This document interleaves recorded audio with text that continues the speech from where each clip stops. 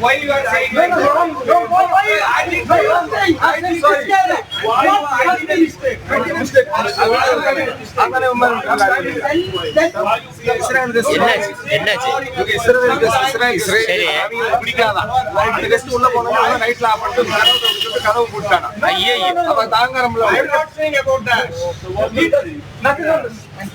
I said, he said for the opposite side. But you become a No. Do you think I hate you? You did nothing. Do I hate you? No. I came to mine. Sometimes okay, otherwise we can complete it, no problem. We'll respect you. Good for you, sometimes good for next time. Yes, next time. Let's watch it back.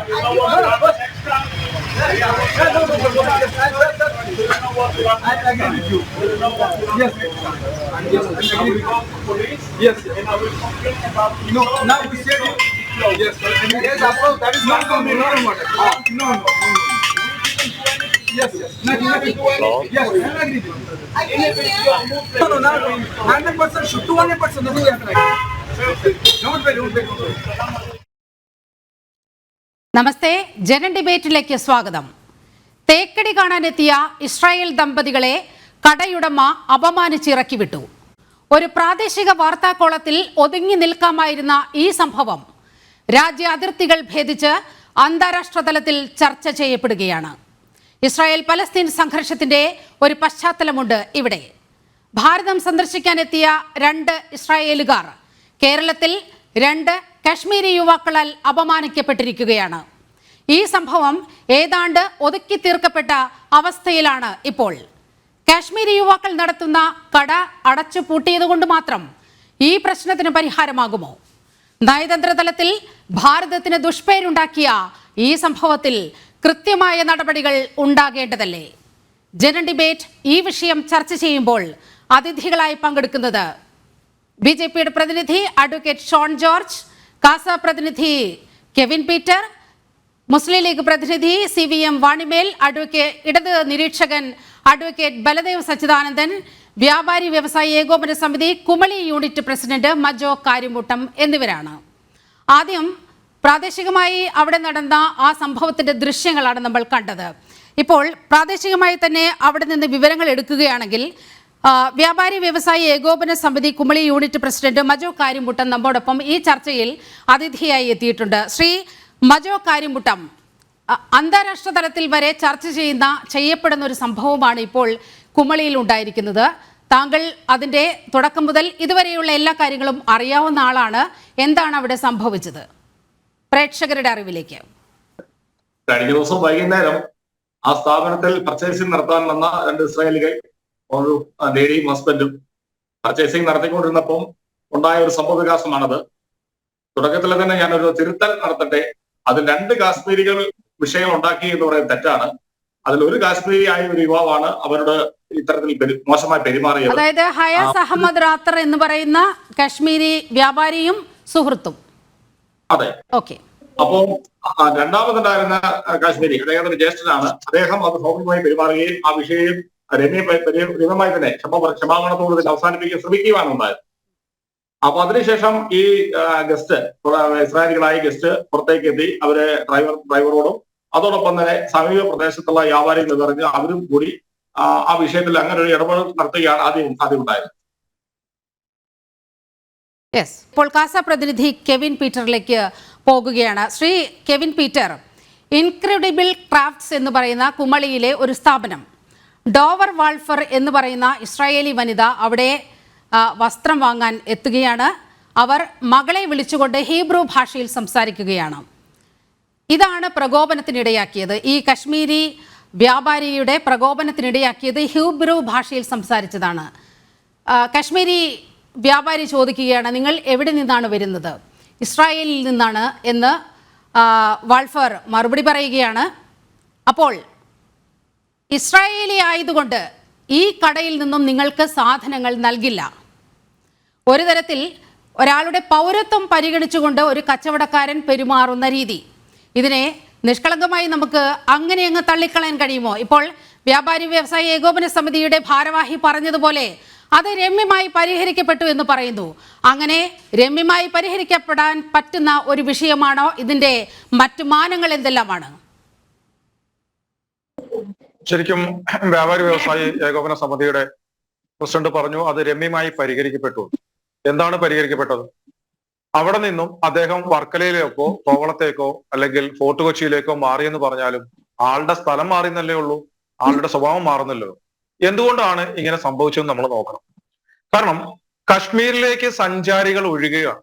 Kashmir മാറി, അത് കശ്മീർ പുതിയൊരു കാശ്മീരാണ് ഇപ്പോൾ ഉള്ളത്. അപ്പോ ആ പഴയ കാശ്മീരിന്റെ സ്ഥാനത്തേക്ക് കേരളം മാറിക്കൊണ്ടിരിക്കുന്നു എന്നുള്ളതിന്റെ സൂചനയാണ് ഇപ്പോ ഇവിടെ ഉണ്ടായിരിക്കുന്നത്. കാരണം ലോകത്തിന്റെ നാനാഭാഗത്തു നിന്നും ഇസ്രായേലികൾ ഉൾപ്പെടെയുള്ളവർ കാശ്മീർ സന്ദർശിക്കുന്നുണ്ട്. ഞാനും കഴിഞ്ഞ മെയ് മാസം കാശ്മീരിൽ പോയതാണ്. അടുത്ത ഒരുതപ്പെട്ട എല്ലാവിധ പ്ലേസുകളും കറങ്ങി നടന്ന് കണ്ടതാണ്. അവിടെ എന്നോടാരും മതമോ രാജ്യമോ ഒന്നും ചോദിച്ചില്ല, ചോദിക്കുന്ന ആരെയും കണ്ടുമില്ല. ഞാൻ അവിടെ കണ്ട ഒത്തിരി ആളുകളോട് എല്ലാം ഞാൻ ഒരേ തരത്തിലെ ചോദ്യങ്ങളും ഞാനും എന്റെ സുഹൃത്തും ചോദിച്ചു. ആ ചോദ്യത്തിന്റെ ഉത്തരങ്ങളിൽ നിന്ന് ഞങ്ങൾക്ക് മനസ്സിലായത് അവിടുത്തെ സാധാരണക്കാരായ കശ്മീരികൾ ഒരാൾ പോലും പഴയ ആ ഒരു നിലയിലേക്ക് തിരിച്ചു പോകാൻ അവർ ആഗ്രഹിക്കുന്നില്ല. ആർട്ടിക്കിൾ 370 പുനഃസ്ഥാപിക്കണമെന്നോ ആ പഴയ നിലയിലേക്ക് പോകണമെന്നോ അവർ ആഗ്രഹിക്കുന്നില്ല.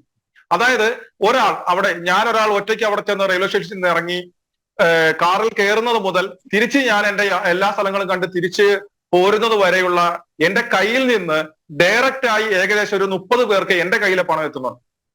ഇൻഡയറക്റ്റ് ആയി മറ്റു രീതികളിലും മറ്റാളുകളിലേക്കും പണം എത്തുന്നു. അപ്പം സഞ്ചാരികൾ വന്നതോടുകൂടി അവിടുത്തെ കൊച്ചുകുട്ടികളുടെ കുതിരകളുടെ ഗൈഡായി നടക്കുന്ന കൊച്ചു പിള്ളേർക്ക് പോലും ടിപ്പായിട്ട് പണം കിട്ടുന്നു. എല്ലാവരുടെ കയ്യിലും പണമുണ്ട്. അവർ പഴയ നിലയിലേക്ക് പോകാൻ ആഗ്രഹിക്കുന്നില്ല. പക്ഷെ എന്തുകൊണ്ടാണ് കുമളിയിലെ കാശ്മീർ ഇങ്ങനെയായി മാറിയത്? അവിടെയാണ് നാം ചിന്തിക്കേണ്ടത്. കാരണം എന്ന് പറഞ്ഞാൽ ഇപ്പൊ ഇവിടെ ഏറ്റവും നമ്മളെ കേരളം നേരിടുന്ന ഏറ്റവും വലിയൊരു ഭീഷണി എന്ന് പറയുന്നത് അന്യ സംസ്ഥാന തൊഴിലാളികൾ, നമ്മൾ അതിഥി തൊഴിലാളികളെന്ന് ഓമന പേരിട്ട് വിളിച്ച് നമ്മൾ മുട്ടയും പാലും LED TV എല്ലാം കൊടുത്ത് കാണിച്ച് നമ്മൾ അവരെ പരിപോഷിപ്പിച്ച് കൊണ്ടുവരുന്ന അതിഥി തൊഴിലാളികൾ എന്ന് പറയുന്ന ആൾക്കാരാണ് കേരളം നേരിടാൻ പോകുന്ന വലിയൊരു ഭീഷണി. കാര്യം സർക്കാരിന്റെ കണക്കൊന്നുമല്ല, അതിന്റെ 3 ഇരട്ടി 4 ഇരട്ടിയൊക്കെ ആൾക്കാർ ഇവിടെ ഉണ്ട്. അപ്പം മാസാം പോലുള്ള സ്ഥലങ്ങളിൽ NRC നടപ്പിലാക്കിയപ്പോൾ അവിടുന്ന് പുറന്തള്ളപ്പെട്ട ക്രിമിനലുകൾ ബംഗ്ലാദേശിലേക്കും ബർമയിലേക്കൊന്നും പോകാതെ പോകുന്നത് സുരക്ഷിത താവളമായി കണ്ട കേരളത്തിലേക്കാണ്. അതിൽ ക്രിമിനലുകളുണ്ട്, മാവോയിസ്റ്റുകളുണ്ട്, അതിർത്തി കടന്നു വന്ന ബംഗ്ലാദേശിൽ നിന്നും ബർമയിൽ നിന്നും ഉള്ളവരുണ്ട്, അങ്ങനെ പലരും ഉണ്ട്. അപ്പൊ അവരിവിടെ പല പ്രശ്നങ്ങളും ഉണ്ടാക്കുന്നുണ്ട്. അതുപോലെ കശ്മീരിനെ കേന്ദ്ര സർക്കാർ വീണ്ടെടുത്തപ്പോൾ അവിടെ നിഫക്കള്ളി ഇല്ലാതായി വന്ന കശ്മീരികളും കേരളത്തിലേക്ക് കടന്നു എന്ന് തന്നെയാണ് ഇത് കാണിക്കുന്നത്. ഇവിടെ നല്ല കശ്മീരികൾ ഒത്തിരിയുണ്ട്. കേരളം, ഫോർട്ട് കൊച്ചി, ആലപ്പുഴ, വർക്കല, കോവളം, തേക്കടി, കുമളി ഇതുപോലുള്ള സ്ഥലങ്ങളിലെല്ലാം കശ്മീരികളുണ്ട്. 1980 മുതൽ കോവളത്ത് വന്ന് താമസിക്കുന്ന ഇവിടുത്തെ വോട്ടർ കാർഡും റേഷൻ കാർഡും ആധാർ കാർഡും എല്ലാം ഉള്ള കശ്മീരികൾ ഇവിടെ ഉണ്ട്. അവിടെ 800ഓളം കുടുംബങ്ങൾ ഇവിടെ താമസിക്കുന്നുണ്ട്. 200ഓളം കടകളുണ്ട്. എന്നാൽ ഈ കൂട്ടത്തിൽ വളരെ ധാർഷ്ട്യത്തോടുകൂടി മലയാളികളായ തദ്ദേശീയരോട് പോലും വളരെ ധാർഷ്ട്യത്തോടുകൂടി പെരുമാറുന്ന കശ്മീരികളുണ്ട്. ഇവിടെ ഫോർട്ട് കൊച്ചിയിൽ സമാനമായ ഒത്തിരി സംഭവങ്ങൾ ഉണ്ടായിട്ടുണ്ട്. അവർ ഇവിടുത്തെ ലോക്കൽ രാഷ്ട്രീയക്കാരുമായിട്ടും പോപ്പുലർ ഫ്രണ്ട് അല്ലെങ്കിൽ SDP പോലുള്ള ഇസ്ലാമിക സംഘടനകൾ ആളുകളുമായിട്ട് ബന്ധപ്പെടുന്നതോടുകൂടി അവരെന്ത് തോന്നിവാസം കാണിച്ചാലും അവരെ സപ്പോർട്ട് ചെയ്യാൻ ആളുണ്ട് എന്നൊരു തോന്നൽ വരുന്നതോടുകൂടി അവൾ ഈ ധാർഷ്ട്യത്തോടെ പെരുമാറുന്നു. ഇപ്പോൾ ഏകോപന സമിതിയുടെ ആൾ പൂർണ്ണമാക്കിയില്ല, അദ്ദേഹത്തിന്റെ സിഗ്നലിന് എന്തോ പ്രശ്നമാണ്. പക്ഷെ ഈ ഇദ്ദേഹത്തെ കുറിച്ച് അവിടുന്ന് നമ്മൾക്ക് കിട്ടിയ റിപ്പോർട്ട് പ്രകാരം ഇദ്ദേഹം ഇതേ രീതിയിൽ തന്നെ പലരോടും ഇടപെട്ടിട്ടുണ്ട്. ഇദ്ദേഹത്തിന്റെ സുഹൃത്തായിരുന്ന അൽത്താഫ് എന്ന് പറയുന്ന ഒരു വ്യക്തിയെ 2 വർഷം മുമ്പ് തീവ്രവാദ ബന്ധത്തിന്റെ പേരിൽ അദ്ദേഹത്തെ കസ്റ്റഡിയിൽ എടുത്താണ്. തെളിവുകളുടെ അഭാവത്തിലാണ് പോലീസ് അദ്ദേഹത്തെ വിട്ടയച്ചെന്ന് പറയപ്പെടുന്നുണ്ട്. അപ്പം ആദ്യമായിട്ടല്ല ഇദ്ദേഹം ഇത്തരത്തിലൊരു വിഷയത്തിലേക്ക് ഇദ്ദേഹം കൊണ്ടുപോകുന്നത്. അപ്പോൾ ഇപ്പൊ എന്തുകൊണ്ടാണ് ഇത്തരത്തിൽ ഒരു ഇതിലേക്ക് ഇദ്ദേഹം എത്തിയത്? കാര്യം നമ്മളൊന്ന് ആലോചിക്കണം. കശ്മീർ ഇതിപ്പോ ഇസ്രായേൽ പോരാടുന്നത് ഹിസ്ബുള്ള എന്ന് പറയുന്ന ഇസ്ലാമിക ഭീകരവാദികളോടും ഹമാസ് എന്ന് പറയുന്ന ഇസ്ലാമിക ഭീകരവാദികളോടുമാണ്. അല്ലാതെ അവർക്ക് സാധാരണ മുസ്ലിങ്ങളോടോ മറ്റു രാജ്യത്തെ മുസ്ലിങ്ങളോടോ ഒരുവിധ എതിർപ്പുകളുമില്ല. ഇസ്രായേലിൽ പോലും 600ഓളം മോസ്കുകളുണ്ട്. അവിടുത്തെ ഇമാമുമാർക്ക് ശമ്പളം കൊടുക്കുന്നത് ഇസ്രായേലി ഗവൺമെന്റ് ആണ്. അവിടുത്തെ ഹീബ്രു കഴിഞ്ഞാൽ 2ാമത്തെ ഭാഷ അറബിയാണ്. അപ്പോൾ അവർക്ക് മറ്റു മുസ്ലിങ്ങളോടൊന്നും യാതൊരു ഇതുമില്ല. അവരുടെ രാജ്യത്തിന്റെ അവരുടെ ജനങ്ങളുടെ സുരക്ഷയ്ക്ക് എതിരായി വരുന്ന ഭീകരവാദ സംഘടനകളോട് മാത്രമാണ് എതിർപ്പ്. അതുകൊണ്ടാണ് സധൈര്യം ഇപ്പൊ ഒറ്റ നോട്ടത്തിൽ തന്നെ തീവ്ര മുസ്ലിമിനെ നമുക്ക് തിരിച്ചറിയാം. ആ കട ഉടമയെ സാധാരണ ഒരു മനുഷ്യനെ തിരിച്ചറിയാം. അദ്ദേഹം ഒരു തീവ്ര ഇസ്ലാമിക ചിന്ത പുലർത്തുന്ന ഒരു വിശ്വാസിയായ മുസ്ലിമാണെന്ന് തിരിച്ചറിയാം. ആ ഇസ്ലാമിയുടെ മനസ്സിൽ ഒരു ദേഷ്യമോ ഒരു മുസ്ലിങ്ങളോടുള്ള ദേഷ്യമോ ഒന്നുമില്ലാത്തത് കൊണ്ടാണ്, അവന്റെ തോറയിൽ അതിനെക്കുറിച്ചൊന്നും പറയാത്തത് കൊണ്ടാണ് സന്തോഷത്തോടു കൂടി ധൈര്യത്തോടു കൂടി ആ കടയിലേക്ക് ആ ഇസ്രായേലി ദമ്പതികൾ കയറി ചെന്നത്, അല്ലെ? അപ്പോൾ എന്താണ് വിളിച്ചു കയറ്റുകയായിരുന്നു ശ്രീ കെവിൻ പീറ്റർ? അതെ. അത് അവരുടെ കച്ചവടത്തിന്റെ ഭാഗമാണ്. അവരുടെ കടകളിലേക്ക് നോക്കിക്കൊണ്ട് നിൽക്കുന്നവരെ ക്ഷണിച്ചകത്തേക്ക് കയറ്റിയതുള്ള. പക്ഷെ അവിടെ ഹീബ്രു ആണ് സംസാരിക്കുന്നത് മനസ്സിലായപ്പോൾ, അവർ ഇസ്രായേലിൽ നിന്നുള്ളവരാണെന്ന് മനസ്സിലായപ്പോൾ അവർ വാങ്ങിയ സാധനം തിരിച്ചു മേടിച്ചു വെക്കുകയും അവരെ കടയിൽ നിന്ന് പുറത്താക്കുകയും കടയുടെ ലൈറ്റ് ഓഫ് ചെയ്യുകയാണ് ചെയ്യുണ്ടായത്. അല്ലെ, എത്ര അപമാനകരമായ ഇതാണ്. അവർ ഒരു പ്രായമായ ദമ്പതികളായതുകൊണ്ട് പകരം ഇസ്രായേലിൽ നിന്ന് വന്ന ഏതെങ്കിലും ചെറുപ്പക്കാരായിരുന്നു അവരതിനെ തിരിച്ച് ചോദ്യം ചെയ്യുകയായിരുന്നെങ്കിൽ എന്തായിരിക്കും അവിടെ അവസ്ഥ? അവിടെ ഉണ്ടാവാം, ചിലപ്പോൾ എന്തെങ്കിലും മറ്റൊരു രീതിയിലേക്ക് അക്രമത്തിലേക്ക്. കെവിൻ പീറ്റർ, ഞാനൊന്ന് ഇടപെടുകയാണ്. ഇതാണ് യഥാർത്ഥത്തിൽ നമ്മുടെ സുരക്ഷയുമായി ബന്ധപ്പെട്ടൊക്കെ വളരെയധികം ചർച്ച ചെയ്യപ്പെടേണ്ട ഒരു കാര്യം. അവിടെ താങ്കൾ പറഞ്ഞു നിർത്തിയത് പോലെയാണെങ്കിൽ അവിടെ ഒരു ഇസ്രായേലി യുവാവാണ്, അല്പം ഇത്തരം കാര്യങ്ങളിൽ പ്രതികരിക്കുന്ന ഒരാളാണെങ്കിൽ സംഭവം ആകെ മാറുമായിരുന്നില്ലേ? ശ്രീ മോജോ കാരിമുട്ടം, ഇതാണ് നമ്മൾ അഭിമുഖീകരിക്കുന്ന വലിയൊരു പ്രശ്നം എന്ന് പറയുന്നത്. 80 മുതൽ തന്നെ കാശ്മീരികൾ നമ്മുടെ പ്രധാന ടൂറിസ്റ്റ് കേന്ദ്രങ്ങളിലെല്ലാം അവർ വരുന്നുണ്ട്, കച്ചവടം നടത്തുന്നുണ്ട്, മാന്യമായി ഇടപെടുന്നുണ്ട്. പക്ഷേ ഒരു വിഭാഗം ഇതിനെല്ലാം അപമാനമായി നിൽക്കുകയാണ്. അതിൽ നുഴഞ്ഞുകയറ്റക്കാർ വരെ ഉണ്ട് എന്നുള്ള ഇന്റലിജൻസ് റിപ്പോർട്ടൊക്കെ നമ്മുടെ മുന്നിലുണ്ട്. യഥാർത്ഥത്തിൽ നിങ്ങൾ ഇക്കാര്യത്തിൽ ഒരു വലിയ ജാഗ്രത പുലർത്തേണ്ടതല്ലേ? യഥാർത്ഥ കച്ചവടക്കാർ ആരാണ്? ഇതിന്റെ മറവിൽ ദേശവിരുദ്ധ പ്രവർത്തനങ്ങൾക്കായി ഈ മണ്ണിൽ ഇറങ്ങിയിട്ടുള്ളവർ ആരാണ്? ഇതിലൊക്കെ ഒരു പരിശോധന വ്യാപാരി വ്യവസായി ഏകോപന സമിതിയുടെ ഭാഗത്തു നിന്നൊക്കെ ഉണ്ടാകേണ്ടതല്ലേ? വ്യാപാരി വ്യവസായി ഏകോപന സമിതി അല്ല അത് പരിശോധിക്കേണ്ടത്, കേന്ദ്ര ഏജൻസികളാണ് അത് പരിശോധിക്കേണ്ടത്. തീർച്ചയായിട്ടും കുമളിയിൽ ഇത് ആദ്യത്തെ ഒരു സംഭവമാണ്. ഏതാണ്ട് 85-90 കാലഘട്ടം മുതൽ തന്നെ കാശ്മീരികൾ കുമളിയിൽ വ്യാപാരം നടത്തുന്നുണ്ട്. അത് കുമളിയിൽ സ്ഥിരതാമസമാക്കിയ ആളുകളുണ്ട്. ഇത് ഈ ഒരു സംഭവത്തെ ഒരു കാരണവശാലും ഞങ്ങൾ അനുവദിക്കുന്നില്ല, വെച്ചുറപ്പിക്കുന്നില്ല. ഒരു കാരണവശാലും ഈ ഒരു സംഭവത്തെ വെള്ളപൂശാൻ ഞങ്ങൾ ആഗ്രഹിക്കുന്നില്ല. നമ്മളെടുത്ത ആദ്യത്തെ സ്റ്റെപ്പ് എന്ന് പറഞ്ഞാൽ അദ്ദേഹത്തിന് കുമളിയിലോ അല്ലെങ്കിൽ കേരളത്തിൽ എവിടെയെങ്കിലുമോ വ്യാപാര സ്ഥാപനങ്ങളിൽ ജോലി ചെയ്യാൻ പാടില്ല എന്ന കർശന നിർദ്ദേശമാണ് എടുത്തത്. അദ്ദേഹം അവിടെ ജോലി ചെയ്യുന്നുണ്ടോ മറ്റു ഏതെങ്കിലും സ്ഥലങ്ങളിൽ വർക്കല ഉൾപ്പെടെ കോവളം ഉൾപ്പെടെയുള്ള സ്ഥലങ്ങളിൽ വ്യാപാര സ്ഥാപനങ്ങളിൽ ജോലി ചെയ്യുന്നുണ്ടോ എന്ന് അന്വേഷിക്കാനുള്ള ഉത്തരവാദിത്വം ഗവൺമെന്റിന് പോലീസിനുള്ളതാണ്. അവർ ചെയ്യേണ്ട ഡ്യൂട്ടിയാണിത്. വ്യാപാരി വ്യവസായി ഏകോപന സമിതി കുമളിയെ സംബന്ധിച്ചിടത്തോളം കുമളിയിൽ അദ്ദേഹം ജോലി ചെയ്യുന്നുണ്ടോ എന്നതാണ് ഞങ്ങൾ പരിശോധിക്കാൻ കഴിയുള്ളൂ. ബാക്കി തീരുമാനമായി ഏത് നടപടി എടുത്താലും അതിനെ അംഗീകരിക്കുമെന്ന് സംഘടന ഞങ്ങളുടെ അടിയന്തര സെക്രട്ടേറിയറ്റ് കൂടി തന്നെ ഞങ്ങൾ എടുത്തിരിക്കുന്ന തീരുമാനമാണ്. ഇത് നിങ്ങളുടെ ഉപജീവനത്തിന്റെ പ്രശ്നമാണ്, അന്നത്തിന്റെ പ്രശ്നമാണ്. അവിടെ കച്ചവടം നടന്നാലേ നിങ്ങൾക്കടക്കമുള്ള വ്യാപാരികൾക്ക് ജീവിച്ചു പോകാൻ കഴിയുന്ന ഒരു സ്ഥിതി ഉണ്ടാവുകയുള്ളൂ. നോക്കൂ, ഈ കോവിഡ് കാലത്തിന് ശേഷം ഇന്റർനാഷണൽ ടൂറിസ്റ്റുകളുടെയൊക്കെ ഒരു വരവ് വലിയ രീതിയിൽ കുറഞ്ഞിട്ടുണ്ട്.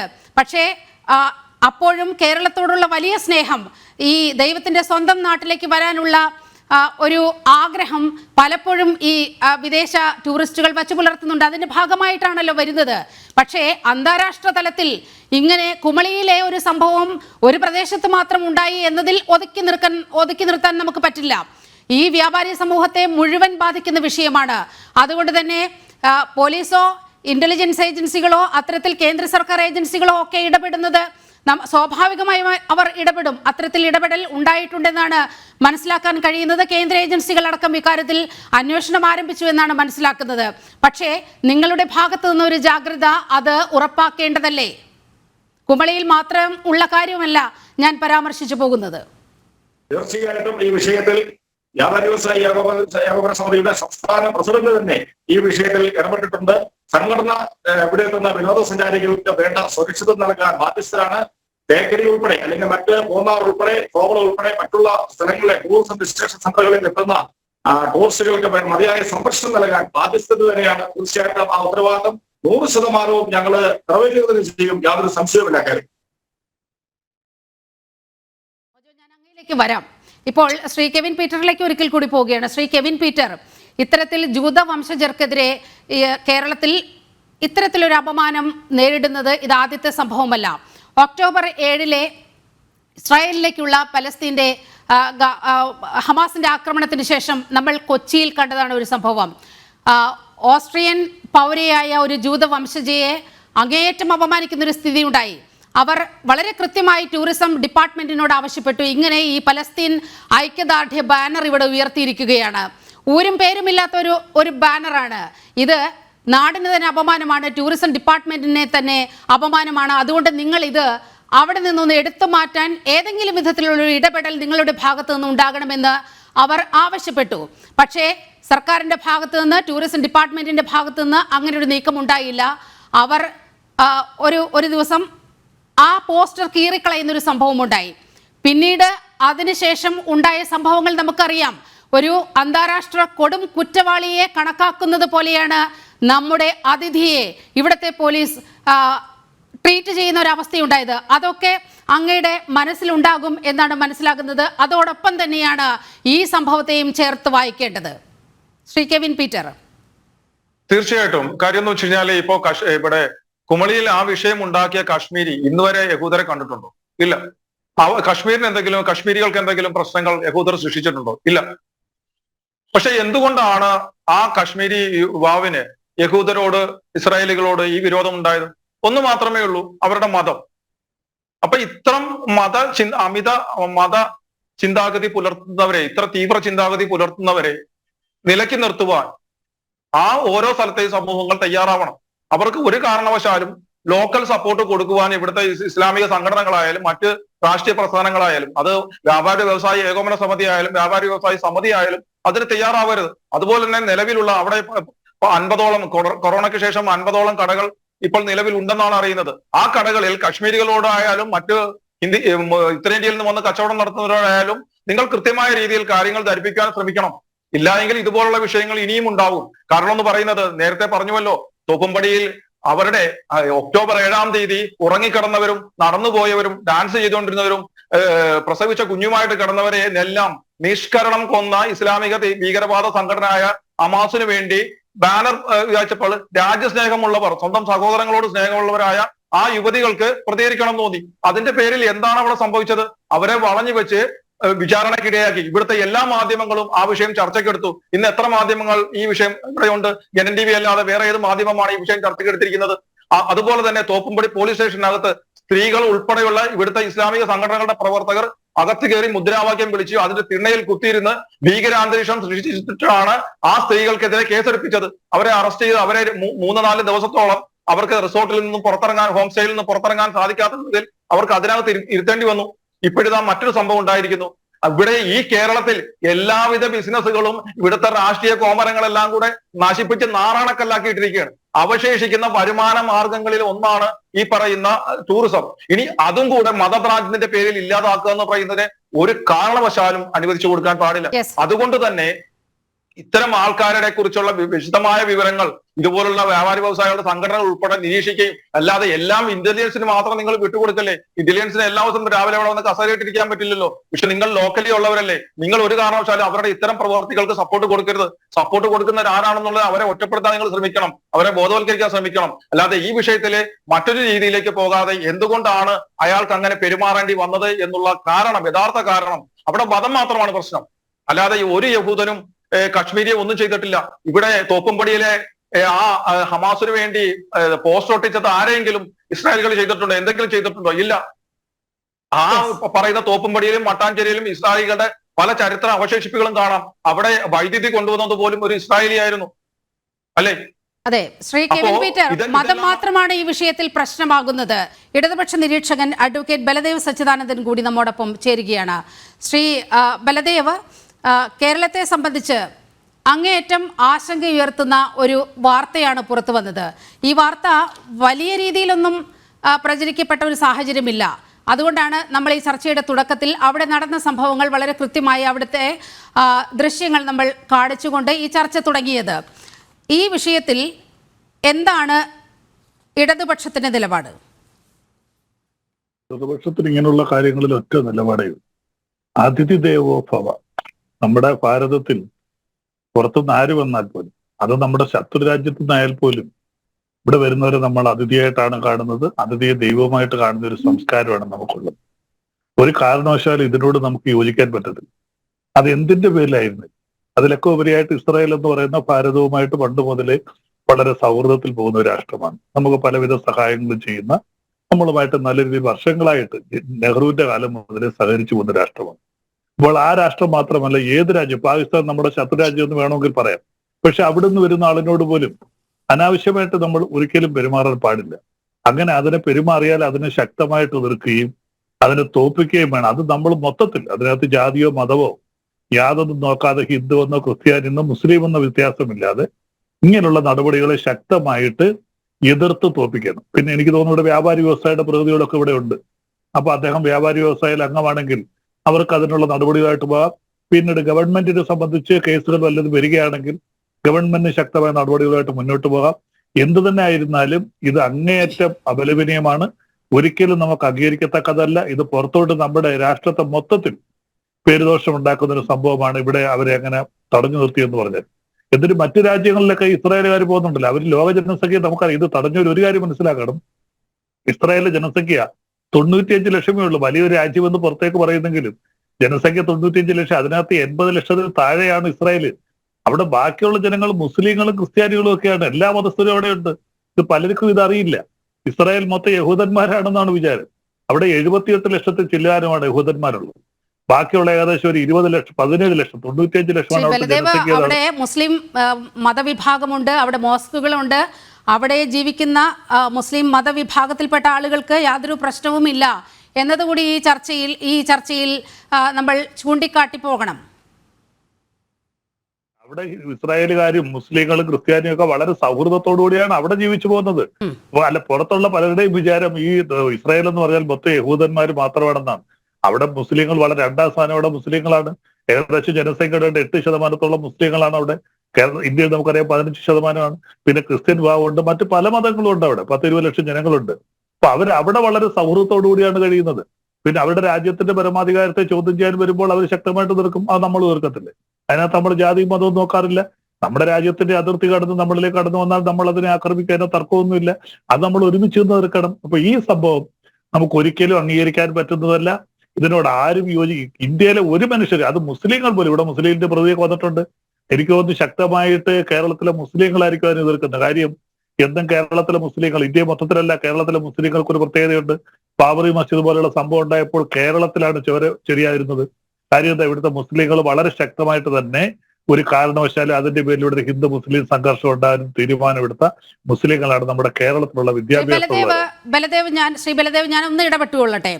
ഈ സംഭവം അങ്ങ് ഈ ചർച്ചയിൽ പങ്കെടുത്തുകൊണ്ട് പറഞ്ഞു, അങ്ങേയറ്റം ദൗർഭാഗ്യകരമായ സംഭവം, അപലപിക്കപ്പെടേണ്ടതാണ്. ഒരാൾ പോലും സപ്പോർട്ട് ചെയ്യില്ല ഈ വിഷയത്തിൽ ഈ കശ്മീരി വ്യാപാരികളെ എന്തൊക്കെ പറഞ്ഞു. പക്ഷേ ഈ കശ്മീരി വ്യാപാരിക്കെതിരെ ഏതെങ്കിലും വിധത്തിലുള്ള ഒരു നടപടി എടുത്തതായി അങ്ങേക്കറിയാമോ? ഇത് ഈ സംഭവം നടന്നു ഇന്നാണല്ലോ ഈ സംഭവം നടന്നത്. അതിന് ഞാൻ തുടക്കത്തിലെ 3 ദിവസമായി സംഭവം നടന്നിട്ട് അല്ല, ഞാൻ പറഞ്ഞത് ഇത് പുറത്ത് ഇത് വാർത്തയായിട്ട് പ്രചരിച്ചതും ഒക്കെ ഇന്നാണ് നമ്മളൊക്കെ അറിഞ്ഞ ഈ സംഭവം ഇതാണ്. അപ്പൊ ഇതിനകത്ത് എല്ലാത്തിലും തീർച്ചയായിട്ടും ഇങ്ങനെ ഇഷ്യൂ ഉണ്ടാകുമ്പോൾ അത് ഗവൺമെന്റിന്റെ ശ്രദ്ധയിൽ പെട്ടിട്ടില്ല എന്നാണ് എനിക്ക് ഇന്ന് ഈ സംഭവത്തിന് എന്റെ ചർച്ചയ്ക്ക് വിളിച്ചപ്പോഴാണ് ഞാൻ അന്വേഷിച്ചത്. അപ്പോൾ എനിക്കറിയാൻ കഴിഞ്ഞത് ഗവൺമെന്റ് ശ്രദ്ധയിൽ ഈ സംഭവം പെട്ടിട്ടില്ല, ആരും അവിടെ പരാതിപ്പെട്ടിട്ടില്ല. അതാണ് നമ്മൾ ചർച്ച ചെയ്യപ്പെടേണ്ടത്. ഗവൺമെന്റിന്റെ ശ്രദ്ധയിലേക്ക് ഈ ഒരു വിഷയം വന്നിട്ടില്ല. അന്താരാഷ്ട്ര തലത്തിൽ പോലും ചർച്ചയായ ഈ സംഭവം ഇവിടെ പിണറായി സർക്കാരിന്റെ സംസ്ഥാന പോലീസിന്റെ ശ്രദ്ധയിൽ പെട്ടിട്ടില്ല എന്ന് പറയുമ്പോൾ അവിടെയാണ് സർ അപകടം. അങ്ങനെ വ്യാഖ്യാനിച്ചു പോകണ്ട. ഇപ്പോഴുണ്ടാകുന്ന പല ഇഷ്യൂസ് ഇവിടെ മാത്രമല്ലല്ലേ, നമ്മുടെ ഇന്ത്യയിൽ മൊത്തത്തിൽ വരുന്ന വിദേശ ടൂറിസ്റ്റുകൾ. ഈ പറയുന്ന ഹയാസ് അഹമ്മദ് റാത്തർക്കെതിരെ എന്ത് നടപടിയെടുത്തു എന്ന് പറയൂ. ഇവിടെ ടൂറിസ്റ്റുകൾ, ഇവിടെ കേരളത്തിന്റെ കൃത്യമായ വരുമാനം എന്ന് പറയുന്നത് ഇവിടെ കിട്ടുന്ന ടൂറിസം രംഗത്തിൽ നിന്നുള്ള നമ്മുടെ വരുമാനമാണ്. കേരളത്തിലെ മറ്റെല്ലാ മേഖലകളിൽ നിന്നുള്ള വരുമാനം നമുക്ക് അന്യമാകുകയാണ്. ആകെ ഒരു പ്രതീക്ഷ ഈ ടൂറിസം വകുപ്പിലാണ്. അതുകൊണ്ട് തന്നെ ഈ സർക്കാർ വളരെ കൃത്യമായി ടൂറിസം മേഖലയെ ഉത്തേജിപ്പിക്കുന്ന രീതിയിലുള്ള ഒരുപാട് നടപടികൾ എടുത്തിട്ടുണ്ട്. പക്ഷേ ഈ ദാരുണമായ സംഭവം ഉണ്ടായി. ഇങ്ങനെ ഭാരതം തന്നെ അപകീർത്തിപ്പെടുന്ന ഒരു സാഹചര്യം ഉണ്ടായിട്ട് ഇവിടുത്തെ ടൂറിസം വകുപ്പ് മിണ്ടിയോ, ടൂറിസം മന്ത്രി മിണ്ടിയോ, മുഖ്യമന്ത്രി സംസാരിച്ചോ, സംസ്ഥാന പോലീസ് മേധാവി സംസാരിച്ചോ? നമ്മൾ അവതാരക ഇതിനെ ആ രീതിയിലേക്ക് കൊണ്ടുപോണ്ട. കാരണം ഈ സംഭവം നമ്മൾ അറിഞ്ഞിട്ട് നമ്മളിപ്പോൾ പുറത്തു വന്നിരിക്കുന്ന വാർത്ത, ഈ വ്യാപാരി തന്നെ അവരെ മാപ്പ് പറയുകയും അവർക്ക് നിങ്ങൾ വിട്ട ഫോട്ടോയിൽ തന്നെ എനിക്ക് തോന്നുന്നു അവർ പരസ്പരം ഷെയ്ക്കാൻ്റെ കൊടുത്ത് പിരിഞ്ഞ ഫോട്ടോയൊക്കെ ഉണ്ട്. പക്ഷെ അതൊന്നും ഒരു പരിഹാരമല്ല. കാരണം നമ്മുടെ പെടലിക്കൊന്ന് അടിച്ചിട്ട് മാപ്പ് പറഞ്ഞാൽ മാത്രം തീരുന്ന കാര്യമല്ല. അപ്പോൾ ഇവിടെ പരാതിക്കാരന്റെ ഒരു പ്രശ്നം, ആ പരാതിക്കാരൻ ഇപ്പൊ കേരളത്തിലുണ്ടോ എന്ന് പോലും എനിക്കറിയില്ല. അപ്പോൾ അങ്ങനെ ഒരു പരാതി ഗവൺമെന്റ് ലഭിച്ചിട്ടില്ല, ആരും ഇത് പരാതിപ്പെട്ടിട്ടില്ല. പിന്നെ ഇത് പ്രധാനമായിട്ട് എനിക്ക് തോന്നുന്നു അവിടെ എല്ലാം വ്യാപാരി വ്യവസായികളുടെ ഒരു ഏരിയ കൂടിയാണ്. അപ്പോൾ വ്യാപാരി വ്യവസായികളെ സംബന്ധിച്ച് വ്യാപാരി വ്യവസായ ഏകോപന സമിതിയുണ്ട്, അവരും ഇതിനകത്തൊക്കെ ബന്ധപ്പെടേണ്ടവരാണ്. കാരണം ഇതിനകത്ത് ഇദ്ദേഹത്തിന് വ്യാപാരി വ്യവസായ അംഗത്വം ഉണ്ടോ, അംഗത്വം ഇല്ലാതെ രജിസ്ട്രേഷൻ ഒന്നും ഇല്ലാതെ പ്രവർത്തിക്കുന്ന ഒരു അനൗദ്യോഗിക കടയാണോ ഇതിന്റെ ഡീറ്റെയിൽസ് ഒന്നും പുറത്തു വന്നാൽ ഇതിനെ അംഗീകരിക്കുന്നില്ലാതെ തർക്കമൊന്നുമില്ല. പിന്നെ ഇതൊരു ഇഷ്യൂ ആയിട്ട് വരികയും ഗവൺമെന്റിന്റെ ശ്രദ്ധയിൽ പെടുത്തുകയും വേണം. എല്ലാവൊന്നും ഗവൺമെന്റ് ശ്രദ്ധയിൽ എപ്പോഴും പെടണമെന്നില്ല. കാര്യം ഇത് ഇന്ന് തന്നെയാണല്ലോ നിങ്ങൾ പോലും അറിയുന്നത്. ഈ വാർത്ത പുറത്തു വന്നതും ഇന്ന് ഉച്ച കഴിഞ്ഞാണ് എന്നെ ചർച്ചയ്ക്ക് വിളിക്കുമ്പോഴാണ് ഞാൻ ഈ ക്ലിപ്പിംഗ്സ് കാണുന്നതൊക്കെ. അപ്പൊ ആ രീതിയിലാണ് കാര്യങ്ങൾ പോകുന്നത്. അപ്പൊ അതിന്റെ ഗൗരവത്തോടു കൂടി ഗവൺമെന്റിന്റെ ശ്രദ്ധയിൽപ്പെടുത്തിയാൽ തീർച്ചയായിട്ടും ഇത് ഈ വാർത്ത പുറത്തേക്ക് എത്താതിരുന്നത് എന്നതൊക്കെ വളരെ കൃത്യമായ രാഷ്ട്രീയം അതിന്റെ പുറകിലുണ്ട്. മറ്റു പല ചോദ്യങ്ങളിലേക്കും അങ്ങയിലേക്ക് ഞാൻ വരേണ്ടതുണ്ട്. ഇപ്പോൾ BJPയുടെ പ്രതിനിധി അഡ്വക്കേറ്റ് ഷോൺ ജോർജ് കൂടി നമ്മോടൊപ്പം ചേരുകയാണ്. ശ്രീ ഷോൺ ജോർജ്, യഥാർത്ഥത്തിൽ നമ്മളെ സംബന്ധിച്ചിടത്തോളം അങ്ങേയറ്റം ഞെട്ടലുണ്ടായ ഒരു സംഭവമാണ് കുമളിയിൽ ഉണ്ടായത്. ഇപ്പോൾ അഡ്വക്കേറ്റ് ബലദേവ് സച്ചിദാനന്ദൻ സൂചിപ്പിച്ചതുപോലെ ഈ വാർത്ത ഇന്നാണ് പുറം ലോകം അറിയുന്നത് എന്നാണ് അദ്ദേഹം പറയുന്നത്. ഈ വാർത്ത മൂടിവെക്കപ്പെടാൻ വലിയ ശ്രമങ്ങൾ ഉണ്ടായി. ഒന്നോ രണ്ടോ മാധ്യമങ്ങൾ ഒഴികെ ആരും തന്നെ ഈ വിഷയം ഏറ്റെടുക്കുന്ന ഒരു കാര്യമുണ്ടായില്ല. നമുക്കറിയാം, ഇസ്രായേൽ പലസ്തീൻ സംഘർഷത്തിന്റെ ഒരു പശ്ചാത്തലം ഇതിന്റെ പുറകിലുണ്ട്. മതമാണ് ഇവിടുത്തെ പ്രശ്നം. അതല്ലേ യഥാർത്ഥത്തിൽ ഈ വാർത്തയെ ഇങ്ങനെ പൊതുജന മധ്യത്തിലേക്ക് എത്തിക്കുന്നതിൽ ഒരു വിലങ്ങ് തടിയായി നിന്നത്? യഥാർത്ഥത്തിൽ ഇവിടെ ഒരു മതത്തിന്റെ പ്രശ്നമാണ് എന്ന് ഞാൻ പറഞ്ഞാൽ താങ്കൾക്ക് അത് അംഗീകരിക്കാൻ കഴിയുമോ?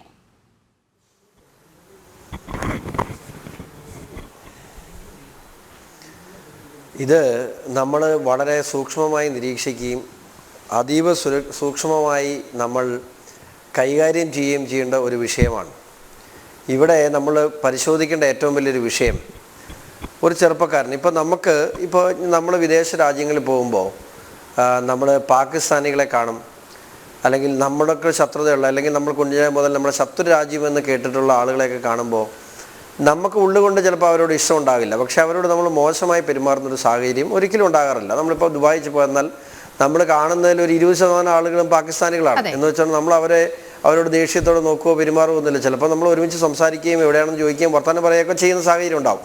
പക്ഷേ ഇവിടെ കുമളിയിൽ തേക്കടിയിൽ ആ ഒരു ചെറുപ്പക്കാരൻ, കാശ്മീരുകാരനായ ആ ചെറുപ്പക്കാരൻ, ഇവർ ഇസ്രായേൽ സ്വദേശികളാണ്, അവർ ജൂതന്മാരാണ് എന്ന് അറിഞ്ഞപ്പോഴേ അയാൾ പൊട്ടിത്തെറിക്കുന്നൊരു സാഹചര്യവും, പിന്നീട് അവിടുത്തെ ഉത്തരവാദിത്വ ബോധമുള്ള, ഈ രാജ്യത്തെക്കുറിച്ചും ഈ സംസ്ഥാനത്തെക്കുറിച്ചുമൊക്കെ കൃത്യമായ ബോധമുള്ള അവിടുത്തെ വ്യാപാരികൾ കൃത്യമായി ഇടപെടുകയും അയാൾക്ക് നേരെ വ്യാപാരികൾ ആക്രോശിക്കുന്ന വീഡിയോ നമ്മൾ കണ്ടു. അവർ ഇടപെടുകയും ചെയ്തപ്പോൾ അയാൾ മാപ്പ് പറയുകയും ചെയ്തു. പക്ഷേ അയാളുടെ ഉള്ളിൽ ഉറങ്ങിക്കിടന്ന, നമ്മൾ മനസ്സിലാക്കേണ്ടതാണ്, അയാളുടെ ഉള്ളിൽ ഉറങ്ങിക്കിടന്ന ഒരു വികാരമാണ് പുറത്തു വന്നത്. അപ്പോൾ ഇങ്ങനെ കാശ്മീരിൽ നിന്നും അവിടെ ഏതെങ്കിലും തരത്തിൽ മുമ്പോട്ട് പോകാൻ പറ്റാത്ത ആളുകൾ ഇത്തരത്തിലൂടെ കേരളത്തിൻ്റെ വിവിധ പ്രദേശങ്ങളിൽ ഇത്തരം ടൂറിസ്റ്റ് കേന്ദ്രങ്ങളും അല്ലാതെയുമായി ഇവർ ഒളിച്ചിരിപ്പുണ്ട്. അപ്പോൾ ഇവർ നാളെ, ഇപ്പോൾ ഇന്ന് ഇസ്രായേൽ ജനതയെ കാണുമ്പം അവർ പ്രതികരിച്ചെങ്കിൽ നാളെ ഇന്ത്യ മഹാരാജ്യം പാലസ്തീനെതിരെ ഒരു നടപടി സ്വീകരിച്ചാൽ ഇവർ നാളെ എന്താണ് കാണിക്കുന്നതെന്ന് നമുക്ക് പറയാൻ കഴിയില്ല. അപ്പോൾ തീർച്ചയായിട്ടും ഇപ്പോൾ ആദ്യം ബൽദേവ് സാർ പറഞ്ഞൊരു കാര്യത്തിന് മറുപടി പറഞ്ഞോട്ടെ.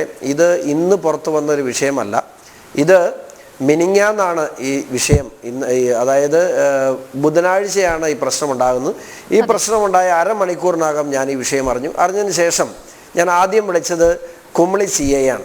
ഞാൻ കുമളി CI, അപ്പോൾ പോലീസ് അറിഞ്ഞില്ല എന്ന് പറയരുത്, കുമളി CIയെ വിളിച്ച്, അദ്ദേഹം ആരാണെന്ന് പോലും അറിയില്ല, CIയുടെ ഓഫീഷ്യൽ നമ്പറിലാണ് ഞാൻ വിളിച്ചത്.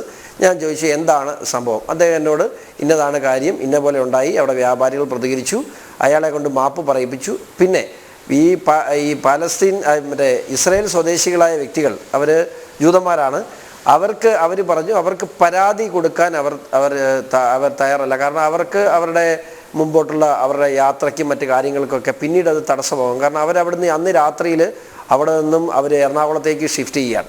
അപ്പോൾ അതുകൊണ്ട് പിന്നീട് പരാതിയായി പോലീസായി അത്തരം കാര്യങ്ങളിലേക്കൊക്കെ ഇത് വിവാദമായി വലിച്ചിഴയ്ക്കാൻ അവർക്ക് താല്പര്യമില്ലാത്തത് കൊണ്ട് അവർ പോയി. പക്ഷേ ഇത് വിവാദമായെങ്കിലും അല്ലെങ്കിലും അവരവരുടെ നാട്ടിൽ ചെന്നുകൊണ്ട് തങ്ങൾക്ക് ഇന്ത്യയിൽ നിന്നുണ്ടായ ഈ ദുരനുഭവത്തെ സംബന്ധിച്ച് അവർ തീർച്ചയായും പറയും. അങ്ങനെ പറയുമ്പോൾ ഇന്ത്യ മഹാരാജ്യത്തെക്കുറിച്ച് മാത്രമല്ല കേരളത്തിൻ്റെ ടൂറിസം, ഇപ്പോൾ ഇവിടെ എനിക്ക് മുമ്പ് സംസാരിച്ച പലരും സൂചിപ്പിച്ചൊരു വിഷയം, കേരളത്തിൻ്റെ ടൂറിസം സെക്ടറിന് ഇത് വലിയ ഒരു ക്ഷീണമാകുന്നൊരു കാര്യമാണ്. അപ്പോൾ അത് ഇത്തരം കാര്യങ്ങളെ സംബന്ധിച്ച് ഞാൻ പറഞ്ഞില്ല, ഇപ്പോൾ 3 ദിവസം മുമ്പ് നടന്നൊരു കാര്യം സർക്കാർ അറിഞ്ഞിട്ടില്ല.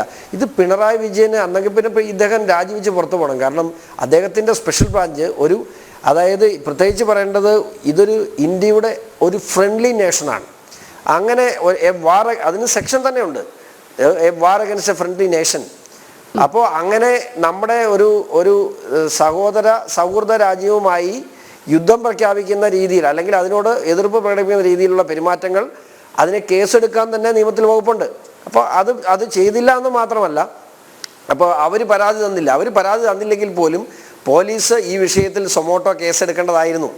മാത്രമല്ല ഈ പ്രവണത ഇത് എവിടെ ചെന്ന് നിൽക്കും?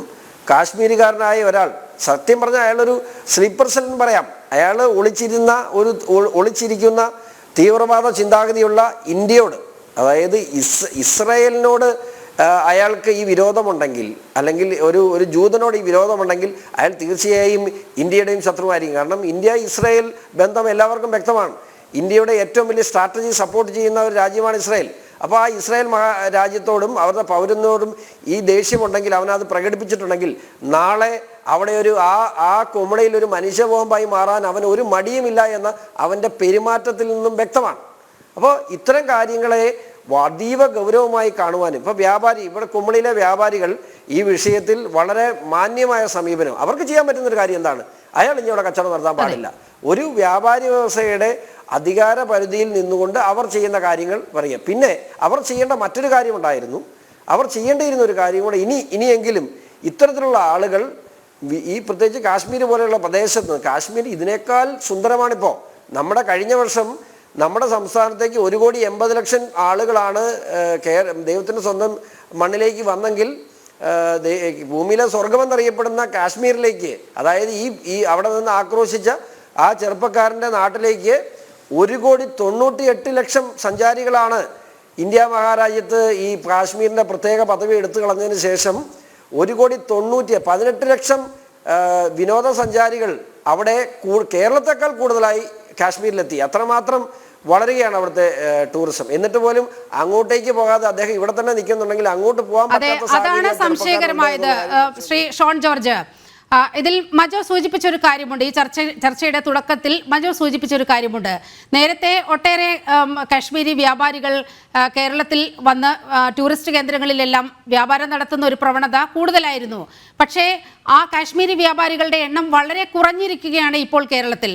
അതിന് പ്രത്യേകിച്ച് ഒരു കാരണം എന്ന് പറയുന്നത് കാശ്മീരിൽ ഉണ്ടായ ഈ വലിയ വികസനവും അവിടെ സമാധാനം തിരിച്ചെത്തിയതുമെല്ലാമാണ്. പക്ഷേ അവരവരുടെ നാട്ടിലേക്ക് പോകാതെ ഇവർ ഇവിടെ തമ്പടിക്കുന്നുണ്ടെങ്കിൽ എല്ലാവരെയും ആ ഗണത്തിൽ ഉൾപ്പെടുത്തുകയല്ല. ഇവിടെ സ്വന്തം നാട് പോലെ ഇവിടെ ജീവിക്കുന്ന ഒട്ടേറെ വ്യാപാരികളുണ്ട്. അവർക്കെല്ലാം അപമാനമാകുന്ന വിധത്തിൽ ഇത്തരത്തിലുള്ള ക്ഷുദ്രശക്തികൾ നമ്മുടെ സമൂഹത്തിൽ നുഴഞ്ഞു കയറിയിട്ടുണ്ടെങ്കിൽ ഇവിടുത്തെ ഇന്റലിജൻസ് സംവിധാനം അറിയണ്ടേ? ഇപ്പോൾ ബലദേവ് സച്ചിദാനന്ദൻ സൂചിപ്പിക്കുകയായിരുന്നു, ഈ സംഭവം പോലീസിന്റെ ശ്രദ്ധയിലേക്ക് വരണ്ടേ? ഇന്നലെ ജനം TV ഈ വാർത്ത വളരെ പ്രാധാന്യത്തോടുകൂടി കൈകാര്യം ചെയ്യുന്നൊരു സ്ഥിതിയൊക്കെ ഉണ്ടായല്ലോ. പക്ഷേ മാധ്യമങ്ങളിൽ വന്ന വാർത്ത അറിഞ്ഞിട്ടും ഇത് നടപടിയെടുക്കാതെ ഇത്തരത്തിലൊരു സംഭവം നടന്നിട്ടില്ല എന്ന രീതിയിൽ കണ്ണടച്ച് ഇങ്ങനെ നിൽക്കുന്നതിലെ രാഷ്ട്രീയമാണല്ലേ നമ്മൾ ഈ ഘട്ടത്തിൽ ചോദ്യം ചെയ്യേണ്ടത്?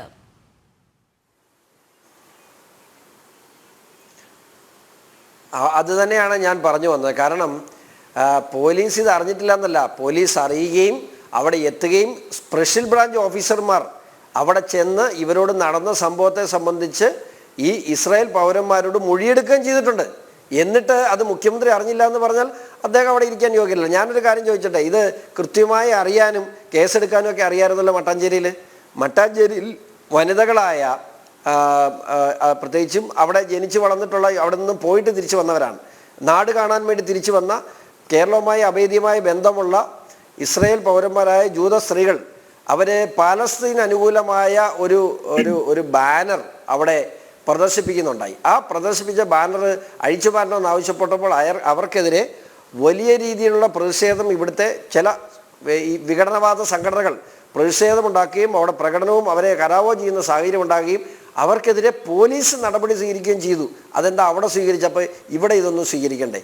അപ്പോൾ ഇവിടെ നമ്മൾ മനസ്സിലാക്കേണ്ട കാര്യം, ചില മേഖലയിൽ സർക്കാർ കണ്ണടയ്ക്കുന്നു, ചില മേഖലയിൽ സർക്കാരിന് കണ്ണടയ്ക്കാൻ കൃത്യമായിട്ട് അറിയാം, എന്നാൽ ചില മേഖലയിൽ ആക്ട് ചെയ്യാനും കൃത്യമായിട്ട് അറിയാം. ഞാനൊരു കാര്യം ചോദിച്ചോളട്ടെ, ഇവിടെ നമ്മുടെ ചുറ്റുമുട്ടും ഞാൻ ഇസ്രായേലിൽ ഞാൻ പലയിടത്തും പറഞ്ഞിട്ടുള്ളൊരു കാര്യം, ഇസ്രായേലിൽ നമ്മുടെ ഒരു പാവം പെൺകുട്ടി സൗമ്യ, ഇടുക്കിക്കാരിയാണ്, സൗമ്യ കൊല്ലപ്പെട്ടു. ആ സൗമ്യയുടെ വീട്ടിൽ പോകുവാനും ആ സൗമ്യ ആശ്വസിപ്പിക്കുവാനും അവർ ഇസ്രായേലിൽ വെച്ചാണ് മരിച്ചത്. അതുകൊണ്ട് അവരെ ആശ്വസിപ്പിക്കാൻ അവരുടെ വീട്ടിൽ പോകാനും നമ്മുടെ സംസ്ഥാനത്തെ മന്ത്രി പുങ്കവന്മാരൊന്നും തയ്യാറായില്ല. അനാഥമായിട്ടാണ് ആ പെൺകുട്ടിയുടെ ശവശരീരം ഇവിടെ എത്തിയതും അതിൻ്റെ കർമ്മങ്ങൾ നടത്തിയതുമൊക്കെ. അപ്പം ഞാൻ പറഞ്ഞത് അത് നേരെ മറിച്ച് പാലസ്തീനിൽ വെച്ച് ഇതേപോലെ തന്നെ പാലസ്തീനിൽ വെച്ച് ഒരു മലയാളി കൊല്ലപ്പെട്ടാൽ ആഘോഷപൂർവമായി മുഖ്യമന്ത്രി ചെന്ന് എയർപോർട്ടിൽ ചെന്ന് അത് ഏറ്റുവാങ്ങുമായിരുന്നു. അപ്പോൾ നമ്മുടെ പൗരന്മാരെക്കാൾ കൂടുതൽ ഗൗരവവും പ്രാധാന്യവും വിദേശത്തുള്ള അല്ലെങ്കിൽ ചില വിദേശ രാജ്യങ്ങളിലുള്ള ആളുകൾക്കും ആ ചില വിദേശ രാജ്യങ്ങളിലുള്ള ചില വിദേശ രാജ്യങ്ങളിലെ സംഘടനകളോടും ഇപ്പം നമുക്ക് കോഴിക്കോട് ഹമാസിൻ്റെ നേതാവിനെ വിർച്വൽ മീറ്റിങ്ങിലൂടെ കൊണ്ടുവന്ന് കോഴിക്കോട് ഹമാസിൻ്റെ നേതാവ് പ്രസംഗിക്കുന്ന സാഹചര്യം, ഹമാസിൻ്റെ നേതാവ് കേരളത്തിൽ മരണപ്പെട്ടപ്പോൾ മയ്യത്ത് നിസ്കാരം നടത്തുന്ന സാഹചര്യം. ഞാൻ ഒന്ന് ചോദിച്ചോളട്ടെ, നമ്മൾ ഇസ്ലാമിക സ്നേഹം കൊണ്ടാണെങ്കിൽ, ഞാൻ പറയട്ടെ, ഇസ്ലാമിക സ്നേഹം കൊണ്ടാണെങ്കിൽ നമ്മുടെ ഒരു പ്രസിഡന്റ്, നമ്മുടെ ഒരു മുൻ പ്രസിഡന്റ് മരിച്ചിരുന്നല്ലോ, APJ അബ്ദുൽ കലാം, 5 നേരം നിസ്കരിക്കുന്ന നല്ലൊരു മുസൽമാനായിരുന്നു അദ്ദേഹം, അല്ലേ? നമുക്ക് എല്ലാവർക്കും അറിയാം. നമ്മളെല്ലാ നാനാജാതി മതസ്ഥരും ഇന്ത്യ ഒട്ടാകെ ഏറ്റവും ബഹുമാനത്തോടു കൂടി കണ്ടിട്ടുള്ള, ഇന്ത്യയുടെ ക്രയോജനിക് സാങ്കേതിക വിദ്യയുടെ ഉപജ്ഞാതാവായ, ഇന്ത്യയുടെ ഏറ്റവും നല്ല പ്രസിഡന്റുമാരിൽ ഒരാളായ, അതിലുപരി ഇന്ത്യയിലെ ഏറ്റവും ജനകീയനായ, ജനങ്ങൾക്ക് ഇഷ്ടമുള്ള ഒരു പ്രസിഡന്റ് ഇന്ത്യയിലുണ്ടായിരുന്നു, APJ അബ്ദുൽ കലാം. അദ്ദേഹം മരിച്ചപ്പോൾ ഇവരാരും ഒരു മയ്യത്ത് നിസ്കാരം നടത്തി ഞാൻ കണ്ടില്ല. നമുക്ക് വിഷമം അതാണ്. ഈ തരംതിരിവ് പാടില്ല. ഈ മതേതരത്വം, ഇവിടെ കേരളത്തിൻ്റെ മതേതരത്വത്തിന് നമ്മൾ ഇട്ടേക്കുന്ന പേരതാണ് മതേതരത്വം. ആ മതേതരത്വം തന്നെയാണ് കുമളിയിലെ വിഷയത്തിലെ ലാഘവത്തോടുകൂടി കൈകാര്യം ചെയ്യുവാൻ സർക്കാരിനെ പ്രേരിപ്പിച്ചത്. കാരണം അത് ഭയമാണ്. ഇവിടെ ഏതൊരു വിഷയത്തിലും കൃത്യമായ നിയമത്തിനൊപ്പം തന്നെ നിലപാടെടുക്കാൻ സർക്കാരിന് ഭയമാണ്. ഇപ്പൊ മുനമ്പത്ത് എന്താ സംഭവിച്ചത്?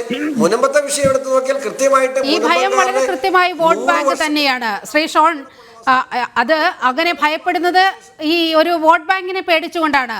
ഞാൻ അങ്ങയുടെ ശ്രദ്ധയിലേക്ക് ഒരു കാര്യം കൂടി കൊണ്ടുവരാം.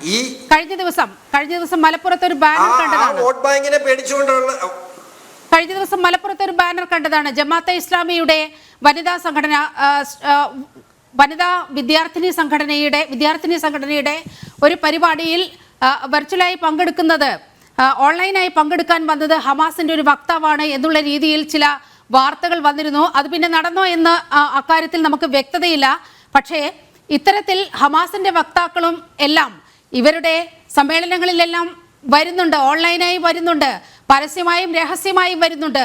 അത് ഇവിടുത്തെ ഇന്റലിജൻസ് ഏജൻസികളോ ഇവിടുത്തെ സംവിധാനങ്ങളോ ഒന്നും അറിയുന്നില്ല. വളരെ കൃത്യമായി IB അടക്കമുള്ള ഇക്കാര്യങ്ങൾ ചൂണ്ടിക്കാട്ടുന്ന സാഹചര്യമുണ്ട്. പക്ഷെ ഒരു വോട്ട് ബാങ്കിനെ പേടിച്ചുകൊണ്ട് ഇതിനെതിരെ ഒരു നടപടി എടുക്കാൻ പോലും ഇവിടെ സംസ്ഥാന സർക്കാർ തയ്യാറാകുന്നില്ല. എന്നിടത്താണ് ഇരട്ടത്താപ്പ്? ശ്രീ ഷോൺ ജോർജ്. അതെ, തീർച്ചയായിട്ടും ഈ നിലപാട് ഈ നാടിനെ, നിങ്ങൾ ഒരു വശത്ത് ഈ പ്രീണനം നടത്തുമ്പോൾ, എന്നിട്ട് ഇതെല്ലാത്തിനും ഏറ്റവും സഹിക്കാനുള്ള കാര്യം ഈ ഇപ്പോൾ ശ്രീ വാണിമേൽ നമ്മോടൊപ്പം ചേരുന്നുണ്ട്. അദ്ദേഹത്തിന് എന്തോ ഒന്ന് പറയാനുണ്ട്. നേരത്തെ അദ്ദേഹത്തിലേക്ക് പോകാൻ ഒരു ശ്രമം നടത്തിയിരുന്നു, സാങ്കേതിക പ്രശ്നങ്ങൾ ഉണ്ടായിരുന്നു. ഇപ്പോൾ അങ്ങേക്ക് കേൾക്കാമോ? ശ്രീ CVM വാണിമേൽ, ഒന്ന് അൺമ്യൂട്ട് ചെയ്യാമോ? കേൾക്കുന്നില്ല താങ്കൾ പറയുന്നത്. കേൾക്കാം, പറഞ്ഞോളൂ. ഞാൻ നേരത്തെ ചോദിച്ചിരുന്നു, ഈ വിഷയത്തിൽ അങ്ങയുടെ നിലപാട് എന്താണെന്ന് ഞാൻ ചോദിച്ചിരുന്നു തുടക്കമേ.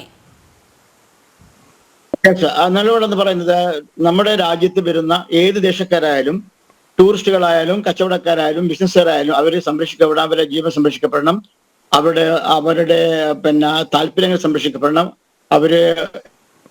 ക്ഷമിക്കണം, അങ്ങയുടെ കണക്ഷനിൽ എന്തോ വീണ്ടും ചില തകരാറുകൾ വന്നിരിക്കുകയാണ്.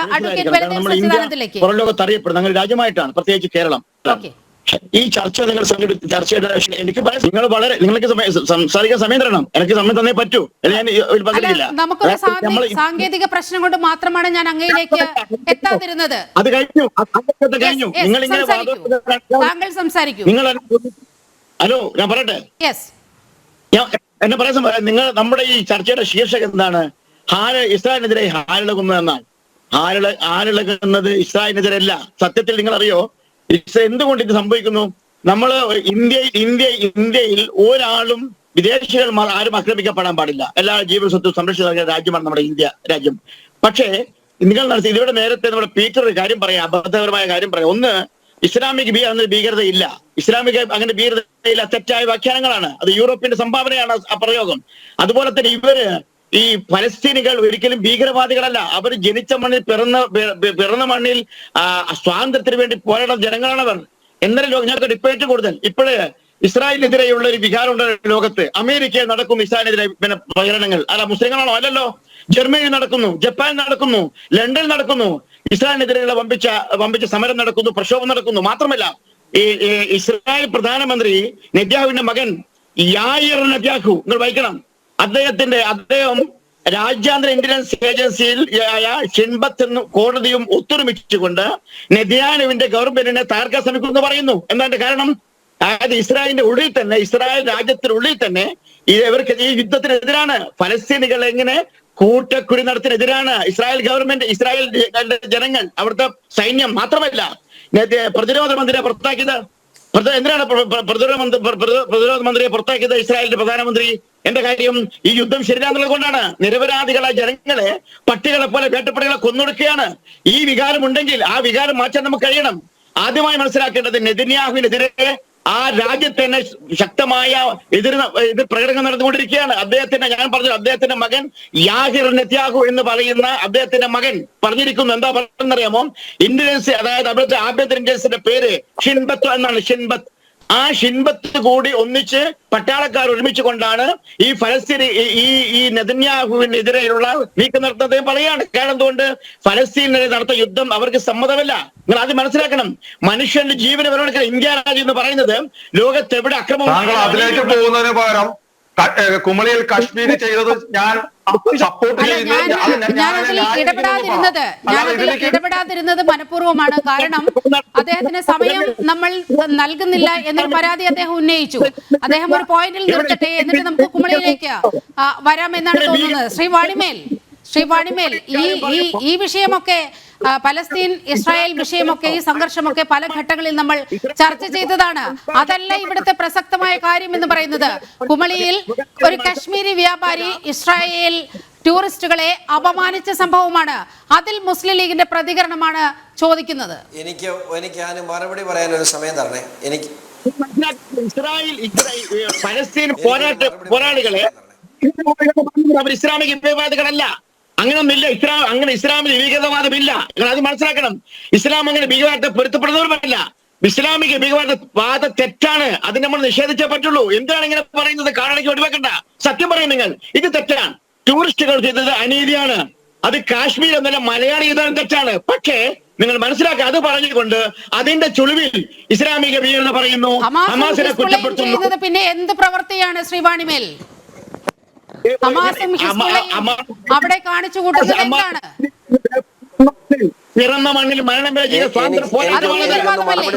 എനിക്ക് മറുപടി പറയാൻ ഒരു അവസരം തന്നെ. ശരി, ശ്രീ ഷോൺ ജോർജ്.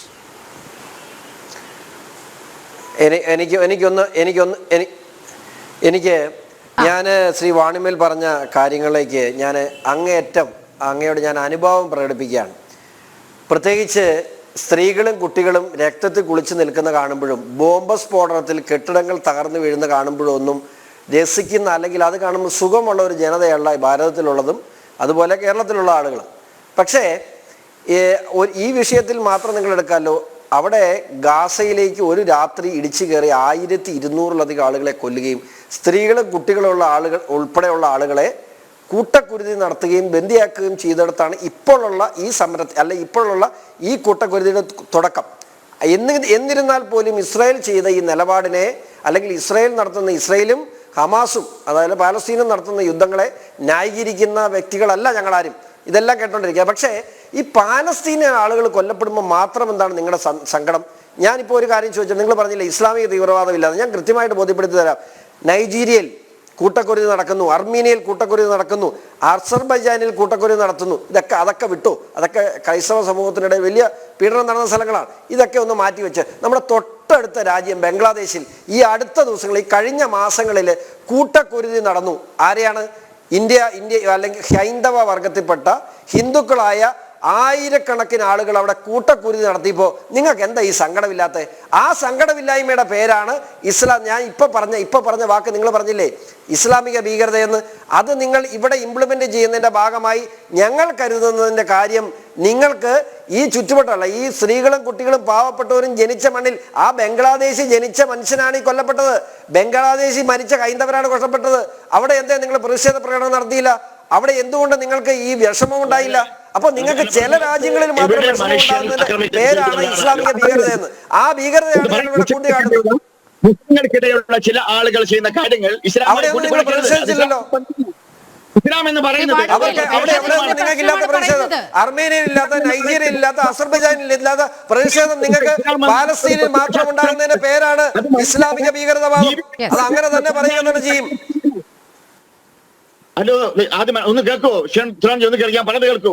ഇസ്ലാം എന്ന് പറഞ്ഞാൽ ദൈവത്തിന്റെ വചനം, പ്രവാചകന്റെ ചര്യകളുമാണ്. അത് ഭീകരതമായി ബന്ധമില്ല.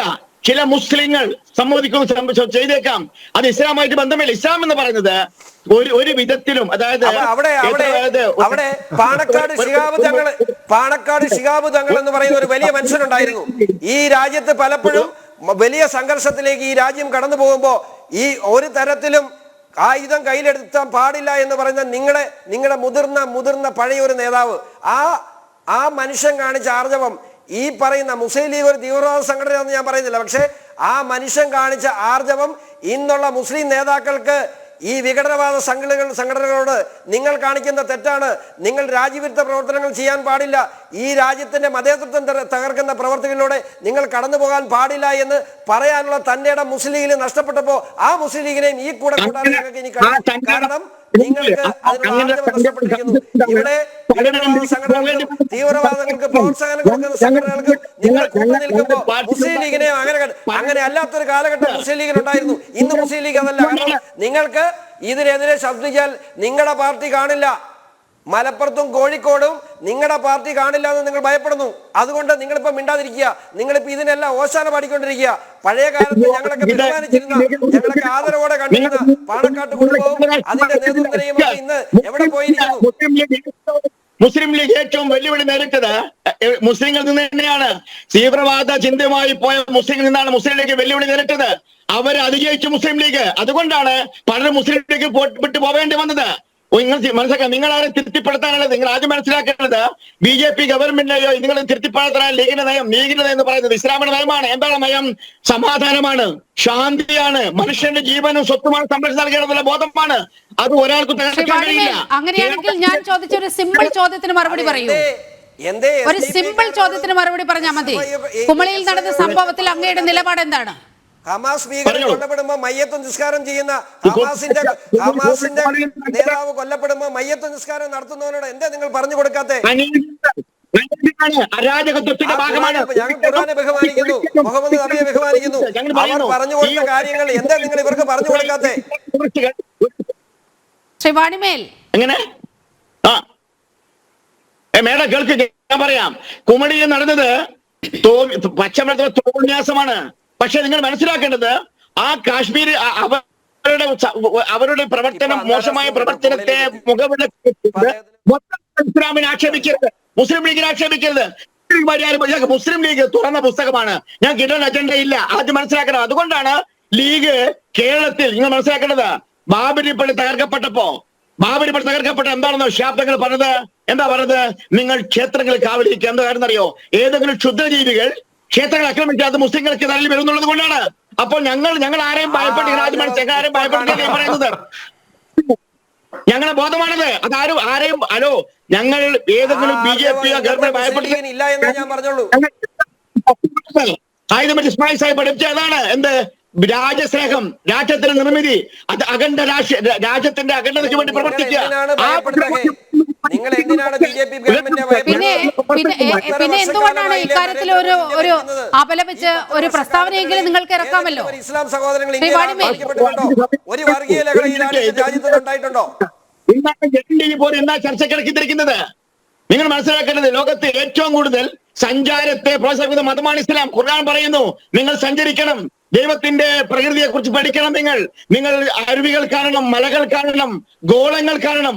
അങ്ങനെ പറഞ്ഞ മതമായ ഇസ്ലാം. സഞ്ചാരികളെ പ്രോത്സാഹിപ്പിക്കുന്ന മതമായ ഇസ്ലാം, സഞ്ചാരത്തെ പ്രോത്സാഹിപ്പിക്കുന്ന മതമായ ഇസ്ലാം. ഒരിക്കലും സഞ്ചാരികളെ തടസ്സപ്പെടുത്താൻ പാടില്ല. അതാരായാലും, ഇസ്രായേലി ആയാലും അറബി ആയാലും. പക്ഷേ നിങ്ങൾ മനസ്സിലാക്കരുത്, ഒരു സംഭവം മുറുകെ പിടിച്ചുകൊണ്ട് ഇസ്ലാമിനെ അപമാനിക്കാനുള്ള ശ്രമം ഞങ്ങൾ സമ്മതിക്കില്ല. എന്തുകൊണ്ടറിയോ? ഞങ്ങൾ അങ്ങനത്തെവരല്ല. ഞങ്ങൾ തീവ്രവാദികൾ എതിർക്കുന്നവരെന്ന് മാത്രമല്ല, തീവ്രവാദി എതിർത്തുകൊണ്ടാണല്ലോ ലീഗിന് ഒരുപാട് വളരെ നഷ്ടപ്പെടേണ്ടി വന്നത്. ഞങ്ങൾ ഇപ്പോൾ തുറന്ന് ഒരാളെയും ഭയപ്പെട്ടിട്ടല്ല. മുസ്ലിം ലീഗിനെ കണ്ട് പഠിക്കണം. ഈ സംഭവത്തിന്റെ പേരിൽ ഇസ്ലാമിനെ അപകീർത്തിപ്പെടുത്താനുള്ള ശ്രമമാണ് നടത്തുന്നത് എന്നാണ്. അങ്ങനെയാണോ ഷോൺ ഈ വിഷയത്തെ കാണേണ്ടത്? അങ്ങനെയാണ് സമീപിക്കേണ്ടത് നമ്മൾ? ഇവിടെ സംസാരിച്ച ആളുകൾ പല ആരൂപത്തിൽ പോയി. ഇസ്ലാമായിട്ട് ആരും ബന്ധം ഇതിനില്ല. ഈ കുമളിയിലെ സംഭവം ഇസ്ലാമായിട്ട് ആരും അങ്ങ് പറയാനുള്ളത് പറഞ്ഞു. ഷോൺ സംസാരിക്കട്ടെ, ഒരു സെക്കൻഡ്. ഷോൺ, ഞാൻ അങ്ങയോട് ചോദിച്ചോട്ടെ. ഞാൻ അങ്ങ് പറഞ്ഞ കാര്യങ്ങളൊക്കെ അംഗീകരിക്കുന്നു. പാണക്കാട് ശിഹാബ് തങ്ങൾ ഈ രാജ്യത്തിന് നൽകിയിട്ടുള്ള മതേതരത്വം അല്ലെങ്കിൽ മതേതര ചിന്താഗതികളും അദ്ദേഹത്തിൻ്റെ മെസ്സേജുകളും ഒക്കെ അങ്ങേയറ്റം ബഹുമാനത്തോടു കൂടി കാണുന്നവരാണ്. ഖുറാനെ ബഹുമാനിക്കുന്നു, അതിലപ്പുറത്ത് മുഹമ്മദ് നബിയെ, പ്രവാചകനെ ബഹുമാനിക്കുന്നു. പക്ഷേ ആ പ്രവാചകൻ പറഞ്ഞതും ഖുറാനിലുള്ളതുമൊക്കെ ആണോ ഈ നാട്ടിൽ നടക്കുന്നത്? ഞാൻ ഒറ്റ കാര്യം ചോദിച്ചോട്ടെ. ഈ ഹമാസിൻ്റെ തീവ്രവാദ നേതാവ് കൊല്ലപ്പെടുമ്പോൾ മയ്യത്ത് നിസ്കാരം നടത്തുന്ന സംഘടനയോട് നിങ്ങളത് ചെയ്യാൻ പാടില്ല മക്കളെ, അത് ഈ രാജ്യത്തിനെതിരാണ്, ഈ രാജ്യത്തിൻ്റെ സംസ്കാരത്തിനെതിരാണ്, ഈ രാജ്യത്ത് അത് വലിയ രീതിയിലുള്ള മതേതരത്വത്തിനെതിരാണ്, അത് ഈ രാജ്യത്ത് വലിയ രീതിയിൽ വർഗീയത വളർത്തും, ഇത്തരത്തിലുള്ള വിഘടനവാദം ഈ രാജ്യത്ത് പാടില്ല എന്ന് എന്തേ നിങ്ങൾക്ക് പറയാൻ കഴിഞ്ഞില്ല? കഴിഞ്ഞ ദിവസം നമ്മുടെ KT ജലീൽ ഒരു കാര്യം പറഞ്ഞു. ഇവിടെ സ്വർണ്ണക്കടത്തിനെതിരെ മതവിധി ഉണ്ടാകണം എന്ന് പറഞ്ഞത്, മതവിധി എന്തിനാ ഉണ്ടാകണം എന്ന് ചോദിച്ചു. പക്ഷേ മതവിധി ഉണ്ടാകണമെന്ന് അത് ജലീല് യഥാർത്ഥത്തിൽ ലീഗിന് നേരെ ഉയർത്തിവിട്ട ഒരു അസ്ത്രമായിരുന്നു. എങ്കിൽ പോലും മുസ്ലിം ലീഗിന് തീർച്ചയായിട്ടും അത് തെറ്റാണ്, അല്ലെങ്കിൽ സ്വർണ്ണക്കടത്ത് തെറ്റാണ് എന്നുള്ള മതവിധി. ശരിയാണ് ഷോൺ, പല വിഷയങ്ങളിലും മുസ്ലിം ലീഗിന് വളരെ കൃത്യമായ ഒരു അഭിപ്രായം മുന്നോട്ട് വെക്കാൻ കഴിയുന്നില്ല. ശ്രീ ബലദേവ് സച്ചിദാനന്ദനിലേക്ക് പോവുകയാണ്. നമ്മൾ ഈ വിഷയത്തിലേക്ക് വന്നാൽ, ഇപ്പോൾ ഷോൺ നേരത്തെ സൂചിപ്പിച്ചു 3 ദിവസം മുമ്പ് നടന്ന സംഭവം ഇന്നലെ മാധ്യമങ്ങളിൽ വാർത്തയായതാണ്. പക്ഷേ എന്തുകൊണ്ട് ഇക്കാര്യത്തിൽ ഒരു നിലപാടെടുക്കാൻ താമസിക്കുന്നു, നടപടിയെടുക്കാൻ താമസിക്കുന്നു എന്ന് ചോദിക്കുകയാണ്. അപ്പോഴാണ് കൊച്ചിയിൽ ഒരു ജൂത വംശജയായ സ്ത്രീക്ക് നേരെ നടന്ന അധിക്ഷേപവും തുടർന്ന് കേരള പോലീസ് കൈക്കൊണ്ട സമീപനവും ഒരിക്കൽ കൂടി ഇവിടെ ചർച്ചയാകേണ്ടത്. അവർക്കെതിരെ ക്രിമിനൽ കേസെടുക്കുന്ന ഒരു സാഹചര്യമുണ്ടായി. ഈ അടുത്ത് ഹൈക്കോടതിയാണ് അതിൽ കഴമ്പില്ല എന്ന് പറഞ്ഞുകൊണ്ട് ആ കേസ് അവസാനിപ്പിക്കുന്ന ഒരു സാഹചര്യമുണ്ടായത്. അതായത് ലുക്ക് ഔട്ട് നോട്ടീസ് പോലും ഈ ജൂത വനിതയ്ക്കെതിരെ പുറപ്പെടുവിക്കുന്ന ഒരു സാഹചര്യമുണ്ടായി. ഇവിടെ നോക്കൂ, ഒരു വനിതയാണ് അപമാനിക്കപ്പെട്ടത് കുമളിയിൽ. ഇവിടുത്തെ പോലീസ് എന്ത് ചെയ്തു എന്ന് ചോദിക്കുമ്പോൾ വളരെ കൃത്യമായ ഒരു ഇരട്ടത്താപ്പ് ഈ 2 സംഭവങ്ങളിലും, കൊച്ചിയിലെ സംഭവത്തിലും കുമളിയിലെ സംഭവത്തിലും നമ്മൾ കാണുകയാണ്. ഇതിലാണ് രാഷ്ട്രീയം എന്നാണ് ഞങ്ങൾ പറഞ്ഞു വെക്കുന്നത്. ഇതിനകത്ത് നിങ്ങൾക്ക് അങ്ങനെ പറയാം, ജനം ചാനൽ അങ്ങനെ പറഞ്ഞില്ലെങ്കിലല്ലേ ഉള്ള അതിശയം.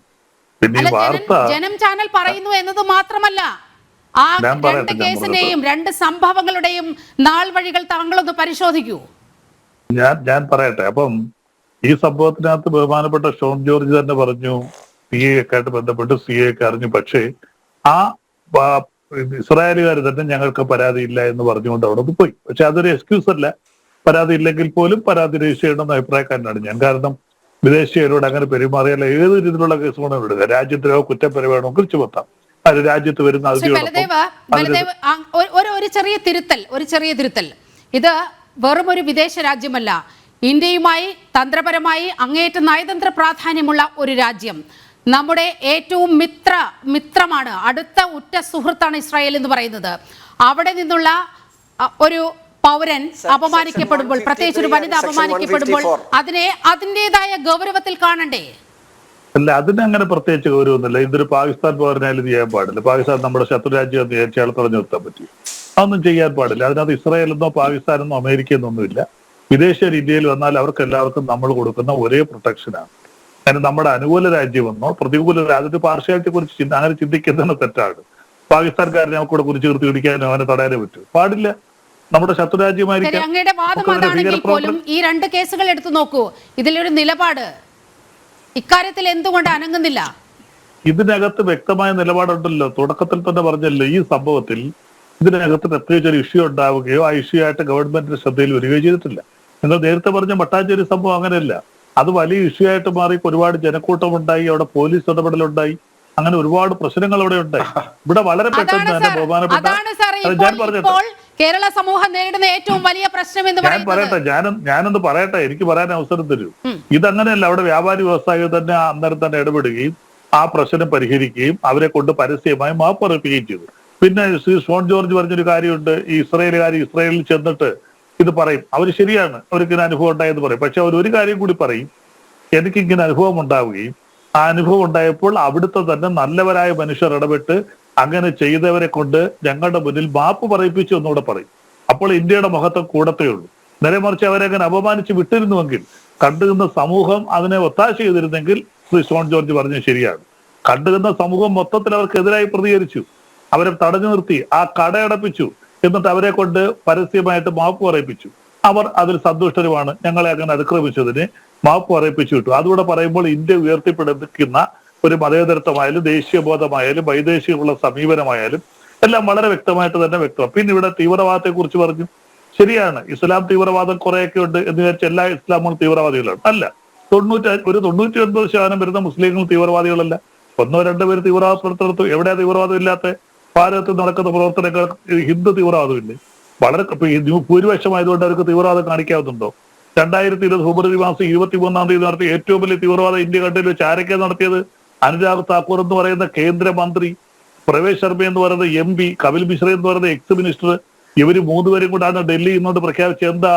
ട്രംപ് പോയി ഇവിടുന്ന് തിരിച്ച് അമേരിക്കൻ പ്രസിഡന്റ് പോയി കഴിഞ്ഞാൽ ഇവിടെയുള്ള സകല ഇടത്തിലും ഞങ്ങൾ കൊന്നുകളെ പറഞ്ഞ വാക്കിയതാ, കൊന്നുകളയുമെന്ന്. പോയി അന്ന് രാത്രിയിൽ ഉത്തര ഡൽഹി, കിഴക്കൻ ഡൽഹിയിലായിട്ട് നിരവധി മുസ്ലിങ്ങളുടെ വീടുകൾ തീവച്ചു. അന്നൊരു ഹിന്ദു ആനന്ദ് ശർമ്മ എന്ന് പറയുന്ന IB ഓഫീസർ കൊല ചെയ്യപ്പെട്ടു. ഇന്ത്യയുടെ ചരിത്രത്തിൽ ആദ്യമായിട്ട് ഡൽഹി ഹൈക്കോടതി രാത്രി 10 മണിക്ക് കൂടി ഈ സംഭവത്തിൽ അന്വേഷിക്കാൻ ഉത്തരവിട്ടു. അങ്ങനെ ഹൈക്കോടതി നിർദ്ദേശപ്രകാരം ഇവർക്ക് 3 പേർക്കെതിരെ FIR രജിസ്റ്റർ ചെയ്തിട്ടുണ്ട്. എന്തിനാ രജിസ്റ്റർ ചെയ്ത്?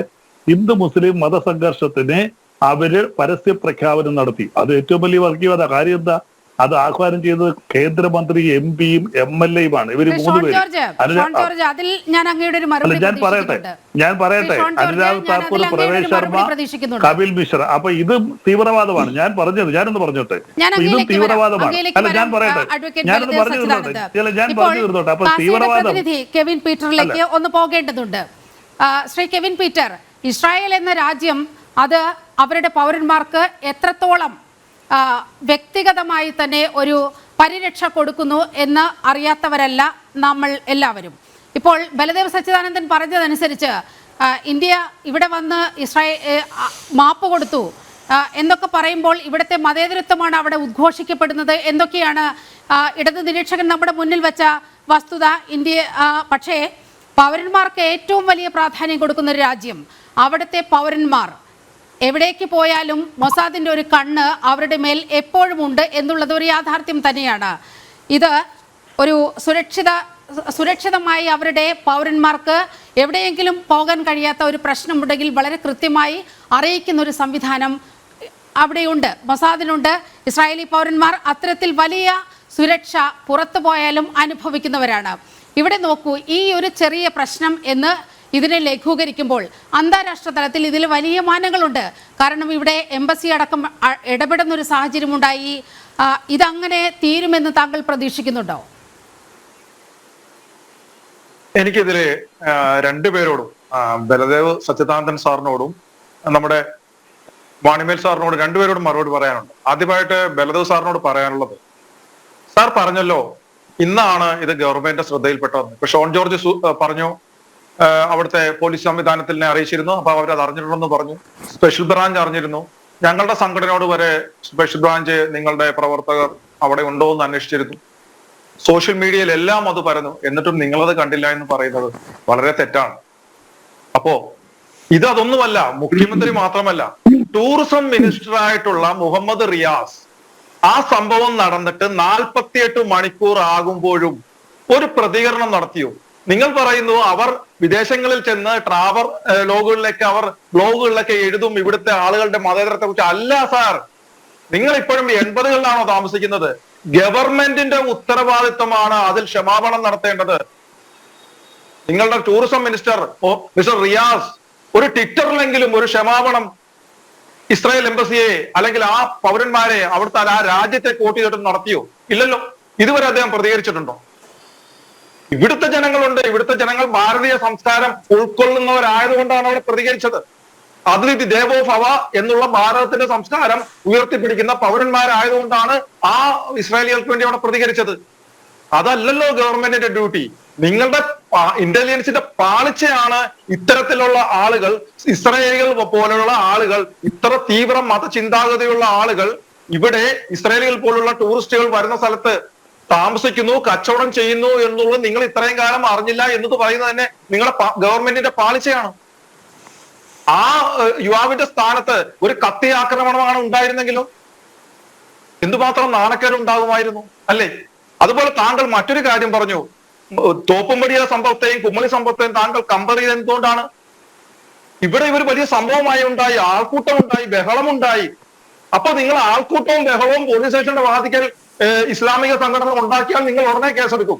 അപ്പൊ നിങ്ങളുടെ മുന്നിൽ നിയമമോ നീതിയോ ഒന്നുമല്ല പ്രശ്നം, ആൾക്കൂട്ടം, ബഹളം, വോട്ട് ബാങ്ക്, അതാണ് നിങ്ങളുടെ മുന്നിലെ പ്രശ്നം അല്ലേ? Very bad sir. വളരെ മോശമായ ആ ഒരു ചിന്താഗതിയാണത്. അത് നിങ്ങൾ മാറ്റണം. നീതി എല്ലാവർക്കും ലഭിക്കണം. അല്ല ആൾക്കൂട്ടം ഉണ്ടായി, പോലീസ് സ്റ്റേഷനിലെ വാദിക്കെ പെണ്ണുങ്ങൾ ഉൾപ്പെടെയുള്ളവർ വന്ന് കുത്തിയിരുന്നു, ബഹളമുണ്ടാക്കി, തക്ബീർ വിളിച്ചു. ഇതൊന്നുമല്ല പോലീസ് സംവിധാനത്തിന്റെ ഭാഗത്തുനിന്ന് ഗവൺമെന്റിന്റെ ഭാഗത്തുനിന്ന് ഉണ്ടാകുന്നതിന്റെ മാനദണ്ഡം, നീതിയുടെ മാനദണ്ഡം. ആളുകളുടെ ഒച്ചയും ബഹളമല്ല. നിങ്ങൾക്കൊരു ഉത്തരവാദിത്വമുണ്ട്. ടൂറിസം മിനിസ്റ്റർ പ്രതികരിക്കേണ്ടതായിരുന്നു, മുഖ്യമന്ത്രി പ്രതികരിക്കേണ്ടതായിരുന്നു, എംബസിയിൽ വിളിച്ച് ക്ഷമാപണം നടത്തേണ്ടതായിരുന്നു. ഇസ്രായേലുകാരനായിക്കോട്ടെ അമേരിക്കക്കാരനായിക്കോട്ടെ, അവർ രാജ്യത്തിന്റെ അതിഥിയാണ് അല്ലെ? പിന്നെ അടുത്തത് നമ്മുടെ വാണിവേൽ സാറ് പറഞ്ഞു, ഇത് എങ്ങനെയാണ് സാറേ നിങ്ങൾക്ക് മതമില്ല? സാർ ഇപ്പൊ എന്തുകൊണ്ടാണ് എതിർത്തത്? സാറിന്റെ ഉള്ളിലെ മതമാണ് സാർ ഇപ്പോൾ ആ വിഷയത്തിൽ കാണിച്ചത്. സാർ പരോക്ഷമായിട്ട് അവിടുത്തെ ആ കാശ്മീരുടെ പ്രവൃത്തിയെ ന്യായീകരിക്കുകയാണ് സാറിന്റെ വാക്കുകളിലുള്ളത്. അത് എന്തുകൊണ്ടാണെന്ന് വെച്ചാൽ നിങ്ങളുടെ മദ്രസകളിൽ പഠിപ്പിക്കുന്ന അമിതമായ ജൂതവിരോധം, അതാണ് നിങ്ങളുടെ പ്രശ്നം. യഹൂദനെയും ക്രിസ്ത്യാനിയെയും കണ്ടിടത്ത് വെച്ച് കൊന്നുകളയണം, അവൻ വരുമ്പോൾ വഴിമാറി നടക്കണം, അവനുമായിട്ട് കൂട്ടുകൂടരുത് എന്ന് കാലഹരണപ്പെട്ട ആ നിങ്ങളുടെ ആ പ്രമാണങ്ങളിലുള്ള സാധനങ്ങൾ ഇവിടെ ഇന്നും ഈ 2024 നിങ്ങൾ ആളുകളെ പഠിപ്പിക്കുന്നത് കൊണ്ടാണ് നിങ്ങൾക്കത് സംഭവിക്കുന്നത്. അല്ലാതെ നിങ്ങളുടെ മുസ്ലിങ്ങളോടുള്ള സ്നേഹം മാത്രമാണെങ്കിൽ കഴിഞ്ഞ ദിവസം ബലൂചിസ്ഥാനിൽ പൊട്ടിത്തെറിച്ച് എത്രണ്ണമാണ് ചത്തത്? നിങ്ങൾ എന്താണ് അതിൽ പ്രതികരിക്കാതിരുന്നത്? അതിലെന്തുകൊണ്ടാണ് നിങ്ങൾ ദുഃഖാചരണം നടത്താതിരുന്നത്? അപ്പോൾ അതല്ല. അങ്ങനെ ഉണ്ടെങ്കിൽ നിങ്ങൾ സിറിയയിലും ഇറാഖിലും അഫ്ഗാനിസ്ഥാനിലും ഒക്കെ മുസ്ലിം സഹോദരങ്ങൾ മരിക്കുമ്പോൾ അവർക്ക് വേണ്ടി നിങ്ങളുടെ പ്രതിഷേധ അവരെ കൊന്നവർക്കെതിരെ പ്രതിഷേധ പഠനങ്ങളോ അവർക്ക് വേണ്ടി അവരെ അനുഭാവം പ്രകടിപ്പിച്ചുകൊണ്ടുള്ള റാലികളോ ഒക്കെ നിങ്ങൾ നടത്തണമല്ലോ, പ്രാർത്ഥനകൾ നടത്തണമല്ലോ. അതെന്താ ചെയ്യാത്തത്? ബലൂചിസ്ഥാനിലെ മുസ്ലിങ്ങളല്ലായിരുന്നു. അപ്പോൾ അതല്ല വിഷയം. അതൊന്നും നിങ്ങൾക്കൊരു വിഷയമല്ല. പാകിസ്ഥാനിലോ അഫ്ഗാനിസ്ഥാനിലോ സിറിയയിലോ ഇറാഖിലോ എവിടെ മരിച്ചാലും മുസ്ലിങ്ങൾ മരിച്ചാലും നിങ്ങൾക്ക് അതിലൊരു വേദനയും. പക്ഷേ ഈ ഗാസയിലും വരുമ്പോഴും അല്ലെ പാലസ്തീനുമായിട്ടൊരു വിഷയം വരുമ്പോൾ മാത്രമാണ് നിങ്ങൾ അതെന്തുകൊണ്ടാണോ വെച്ചാൽ നിങ്ങളുടെ പ്രമാണങ്ങളിലുള്ള ജൂത വിരോധമാണ് പ്രശ്നം. അത് കാലാനുസൃതമായി നിങ്ങളുടെ ഖുറാനിൽ നിന്ന് മാറ്റിയില്ലെങ്കിലും മദ്രസകളിൽ നിങ്ങളുടെ കുട്ടികളെ പഠിപ്പിക്കുന്നതിൽ നിന്ന് നിങ്ങളത് വിലക്കാൻ നിങ്ങൾ തയ്യാറാവണം. നിങ്ങളുടെ മതപണ്ഡിതരെ അതിനെക്കുറിച്ച് പറയണം. നിങ്ങൾ ഇത് പറഞ്ഞല്ലോ, മയ്യത്ത് നിസ്കാരത്തിന്റെ കാര്യം പഴയതൊക്കെ പോട്ടെ, നമ്മുടെ ഇവിടുത്തെ കാര്യമൊക്കെ പോട്ടെ, ഇസ്രായേലിലെയോ അല്ലെങ്കിൽ പാലസ്തീനിലെയോ ഗാസയിലെയോ ഒക്കെ കാര്യം പോട്ടെ, നിങ്ങൾ അജ്മൽ കസൂബിന് വേണ്ടി ഇവിടെ മയ്യത്ത് നിസ്കാരം നടത്തിയല്ലോ, എറണാകുളത്ത് കേസ് ഉണ്ടല്ലോ ഇല്ലേ? നിങ്ങളുടെ ഏതെങ്കിലും മതപണ്ഡിതർ പറഞ്ഞോ അത് പാടില്ല? അജ്മൽ കസൂബ് കൊലയാളിയാണ്, നിരപരാധികളെ കൊന്നവനാണെന്ന് തെളിവിന്റെ ആവശ്യം വല്ലതും ഉണ്ടോ? എല്ലാവരും കണ്ടതല്ലേ.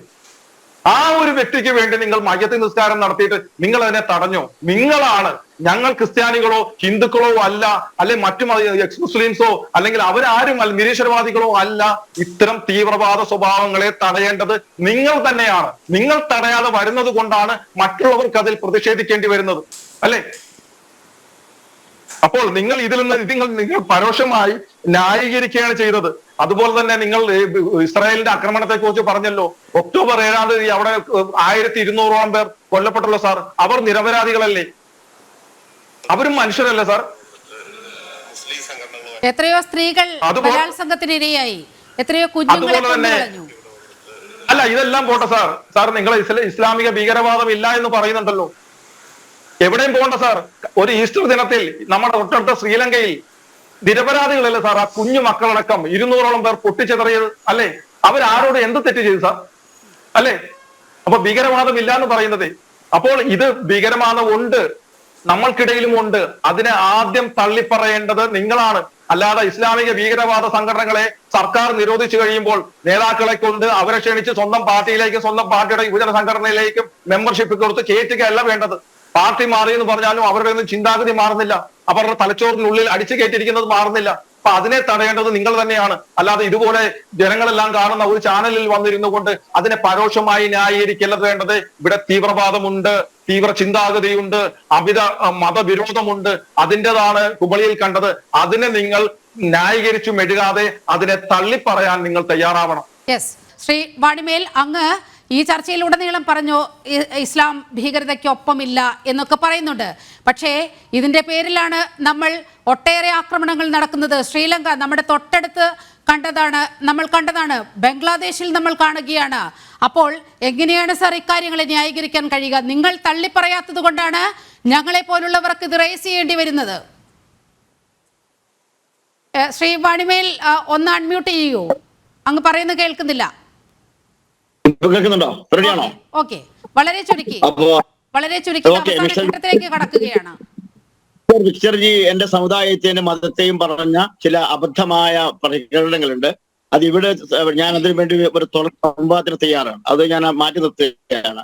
ഞാൻ വിഷയത്തിലേക്ക് വരാം. ഞാൻ വീണ്ടും ആവർത്തിക്കുകയാണ്, എവിടെയൊക്കെ മനുഷ്യക്കുരി നടന്നിട്ടുണ്ടോ അവിടങ്ങളിലൊക്കെ മുസ്ലിം ലീഗ് അപലപിച്ചിട്ടുണ്ട്, മുസ്ലിം ലോകം പെട്ടെന്ന് അപലപിച്ചിട്ടുണ്ട്. ചോട്ടെ, മാർപ്പാപ്പ, ലോകത്തെ മനുഷ്യർ ആദരിക്കുന്ന മാർപ്പാപ്പ പോലും ഇസ്രായേലിന്റെ നരമേധത്തെ എതിർത്തിരിക്കുന്നു. എങ്കിൽ ചോദ്യം, മുസ്ലിങ്ങൾ മാത്രമല്ല എതിർക്കുന്നത്, ഇസ്രായേലിന്റെ ഈ നരമേധത്തെ എതിർക്കുന്നത്, ഈ കൂട്ടക്കുരു എതിർക്കുന്നത് മുസ്ലിങ്ങൾ മാത്രമല്ല. നിങ്ങൾ ആദ്യം മനസ്സിലാക്കണം.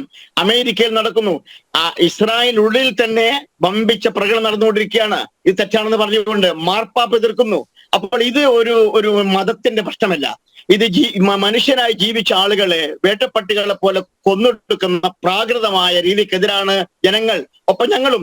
അതേ അവസരം ഇസ്ലാമിക ഭീകരത എന്ന പദം നടത്തിയല്ലോ. ഞാൻ വീണ്ടും ആവർത്തിക്കുകയാണ്, മുസ്ലിങ്ങളിൽ ചിലർ അത് നടത്തിയിട്ടുണ്ടാവാം, ഉണ്ട്, സമ്മതിക്കുന്നു. പക്ഷേ ഞങ്ങൾക്ക് അതുമായിട്ട് ബന്ധമില്ല. അതിനെ നമ്മൾ തള്ളി പറഞ്ഞിട്ടുണ്ട്. അത് തള്ളി പറഞ്ഞത് കൊണ്ടാണ് പല ഘട്ടങ്ങളിൽ മുസ്ലിം ലീഗ് വിമർശിക്കപ്പെട്ടത് പല ആളുകളിലൂടെ. ആദ്യം മനസ്സിലാക്കേണ്ടതുണ്ട്. രണ്ടാമത് തള്ളി പറഞ്ഞിരിക്കുന്നത് ഈ അടുത്ത കാലത്തൊന്നും അങ്ങനെ ഒരു തള്ളി പറയൽ നമ്മളാരും കേട്ടിട്ടില്ല. അതുകൊണ്ടാണ്, ഏത് സംഭവത്തിലാണ് മുസ്ലിം ലീഗ് തള്ളി പറഞ്ഞിട്ടുള്ളത് ഇസ്ലാമിക ഭീകരതയെ?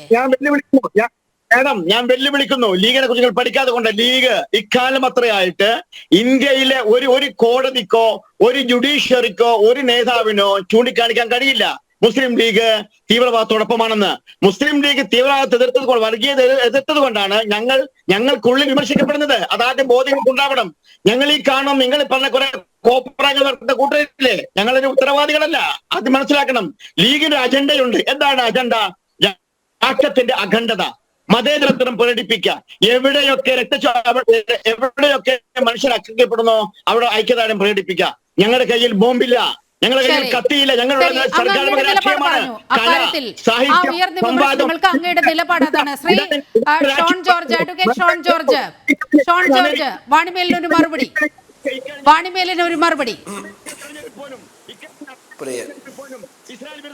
ഇവിടെ പ്രകടമായ തീവ്രവാദ പ്രീണനം അല്ലെങ്കിൽ തീവ്രവാദ സംഘടനയുമായി പ്രകടമായി ലീഗിന് ബന്ധമില്ല എന്ന് പറഞ്ഞാൽ, ഞാൻ അങ്ങയുടെ അവസരം കഴിഞ്ഞു സാർ, ഞാനൊന്ന് സംസാരിച്ചോട്ടെ. ശ്രീ വാണിമേൽ പ്ലീസ്. ഇവിടെ ലീഗിന് പ്രകടമായി തീവ്രവാദ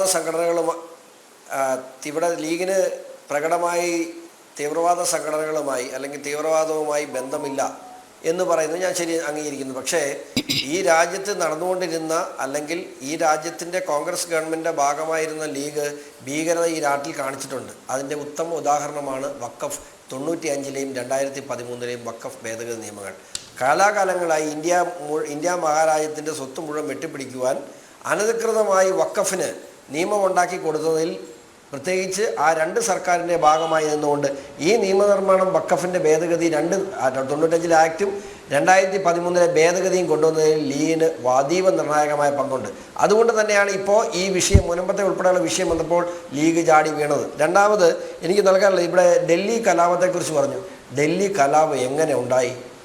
ഇവിടെ ഈ ഇന്ത്യ മഹാരാജ്യത്ത് പൗരത്വ ഭേദഗതി നിയമം ഇന്ത്യയിലുള്ള മുസ്ലിം സഹോദരങ്ങളെ മുഴുവൻ ഇന്ത്യ മഹാരാജ്യത്ത് ചവിട്ടി പുറത്താക്കാനാണെന്ന് പറഞ്ഞ് നിങ്ങൾ പ്രചരണം കൊടുത്തതിൻ്റെ ഭാഗമായി അല്ലേ അവിടെ ആ പ്രക്ഷോഭങ്ങളുടെ ആരംഭം? ആ പ്രചരണം കൊടുത്ത് നിങ്ങൾ ഇവിടെ നിയമം ഉണ്ടായി, ഇവിടെ പൗരത്വ ഭേദഗതി നിയമം ഉണ്ടായി. ആ നിയമം ഉണ്ടായിട്ട് ഈ കാലം അത്രയായും ഏതെങ്കിലും ഇന്ത്യയിൽ ജനിച്ച ഏതെങ്കിലും ഒരു ഇസ്ലാം പൗരനെ ഈ രാജ്യത്ത് നിന്ന് പുറത്താക്കുന്ന സാഹചര്യം ഉണ്ടായോ? അതിനുപരി ഇന്ത്യ മഹാരാജ്യത്ത് ആദ്യമായി ഈ നിയമം വഴി പൗരത്വം ലഭിച്ചൊരു ഇസ്ലാം സഹോദരനാണ്. ഞങ്ങളത് സന്തോഷിക്കുന്നു. അപ്പോൾ അല്ലാതെ നിങ്ങൾ പറയുന്ന പോലെ ഇപ്പോൾ ഈ വഖഫ് ഭേദഗതി നിയമം എടുത്തു, നിങ്ങൾ ഇതുപോലെ തന്നെ കൊണ്ടുവന്നതാണ്. ഈ ദിവസങ്ങളിൽ കേരളത്തിലൊക്കെ വലിയ പ്രക്ഷോഭം നടക്കേണ്ടതാണ്. വഖഫ് ഭേദഗതി നിയമത്തിനെതിരെ വൻ പ്രക്ഷോഭം നിങ്ങളൊക്കെ പ്ലാൻ ചെയ്തിരുന്ന എന്താ പറ്റിയേ? മുനമ്പം വിഷയം വന്നതോടുകൂടി കേരളത്തിലെ ജനങ്ങൾ അപ്പാടെ എന്താണ് വഖഫിൻ്റെ ഭീകരത എന്ന് പഠിച്ചു. നിങ്ങൾക്കത് തെറ്റിപ്പോയി. അപ്പോൾ ഞാൻ ആ വിഷയങ്ങളിലേക്ക് പോവല്ല. അതിനപ്പുറത്തേക്ക് ഞാൻ ഒരു കാര്യം മാത്രം സൂചിപ്പിച്ചുകൊള്ളട്ടെ.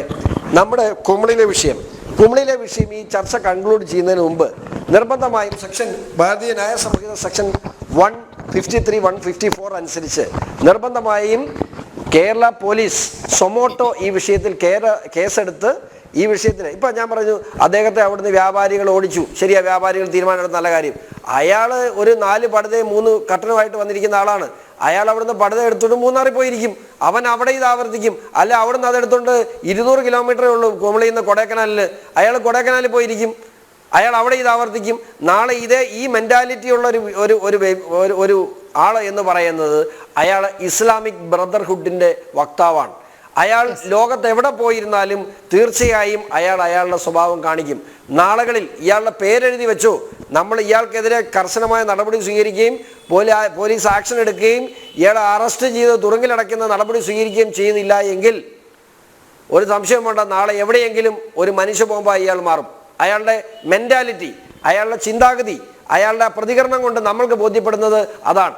അപ്പോൾ കാശ്മീരി കിടക്കുന്ന ഒരാൾക്ക് ഒരു ജൂതനെ കാണുമ്പോൾ, അത് കുമളി കച്ചവടം നടക്കുന്ന ഒരാൾക്ക് ജൂതനെ കാണുമ്പോൾ ആ വികാരം ഉണ്ടാകണമെങ്കിൽ അവൻ്റെ ഉള്ളിൽ അടിച്ചേൽപ്പിച്ചപ്പെട്ടിട്ടുള്ള, അവൻ്റെ ഉള്ളിൽ ഉറഞ്ഞു പോയിട്ടുള്ള ആ ഭീകരവാദമാണ് പുറത്തു വന്നത്. അതിന് നടപടി എടുക്കുക തന്നെ ചെയ്യണം.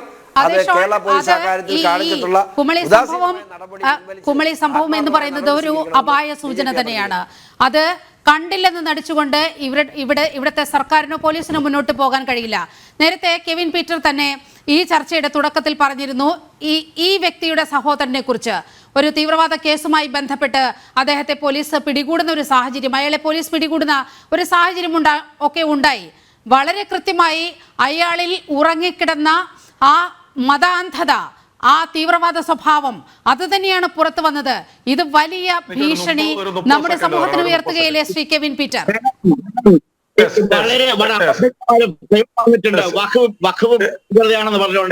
എനിക്ക് വാണിയമ്പലം സാറിനോട് ഒരു ചോദ്യം, ഒരു കാര്യം ഒന്ന് ചോദിക്കാനുള്ളത്. ഇനി സമയമില്ലെങ്കിൽ ശ്രീ വാണിമേൽ പ്ലീസ്, അങ്ങയോടാണ് ശ്രീ കെവിൻ പീറ്റർ ഒരു ചോദ്യം ചോദിക്കുന്നത്. ഒന്ന് ശ്രദ്ധിക്കൂ ദയവായി.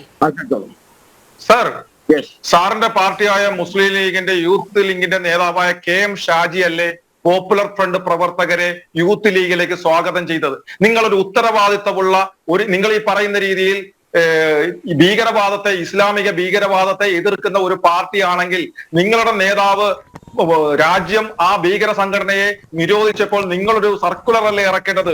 ഒരു കാരണവശാലും മുസ്ലിം ലീഗിന്റെ പാർട്ടിയിലേക്കോ യൂത്ത് ലീഗിലേക്കോ പോപ്പുലർ ഫ്രണ്ട് പ്രവർത്തകർക്ക് ഇത് കൊടുക്കരുത്, മെമ്പർഷിപ്പ് കൊടുക്കരുത്.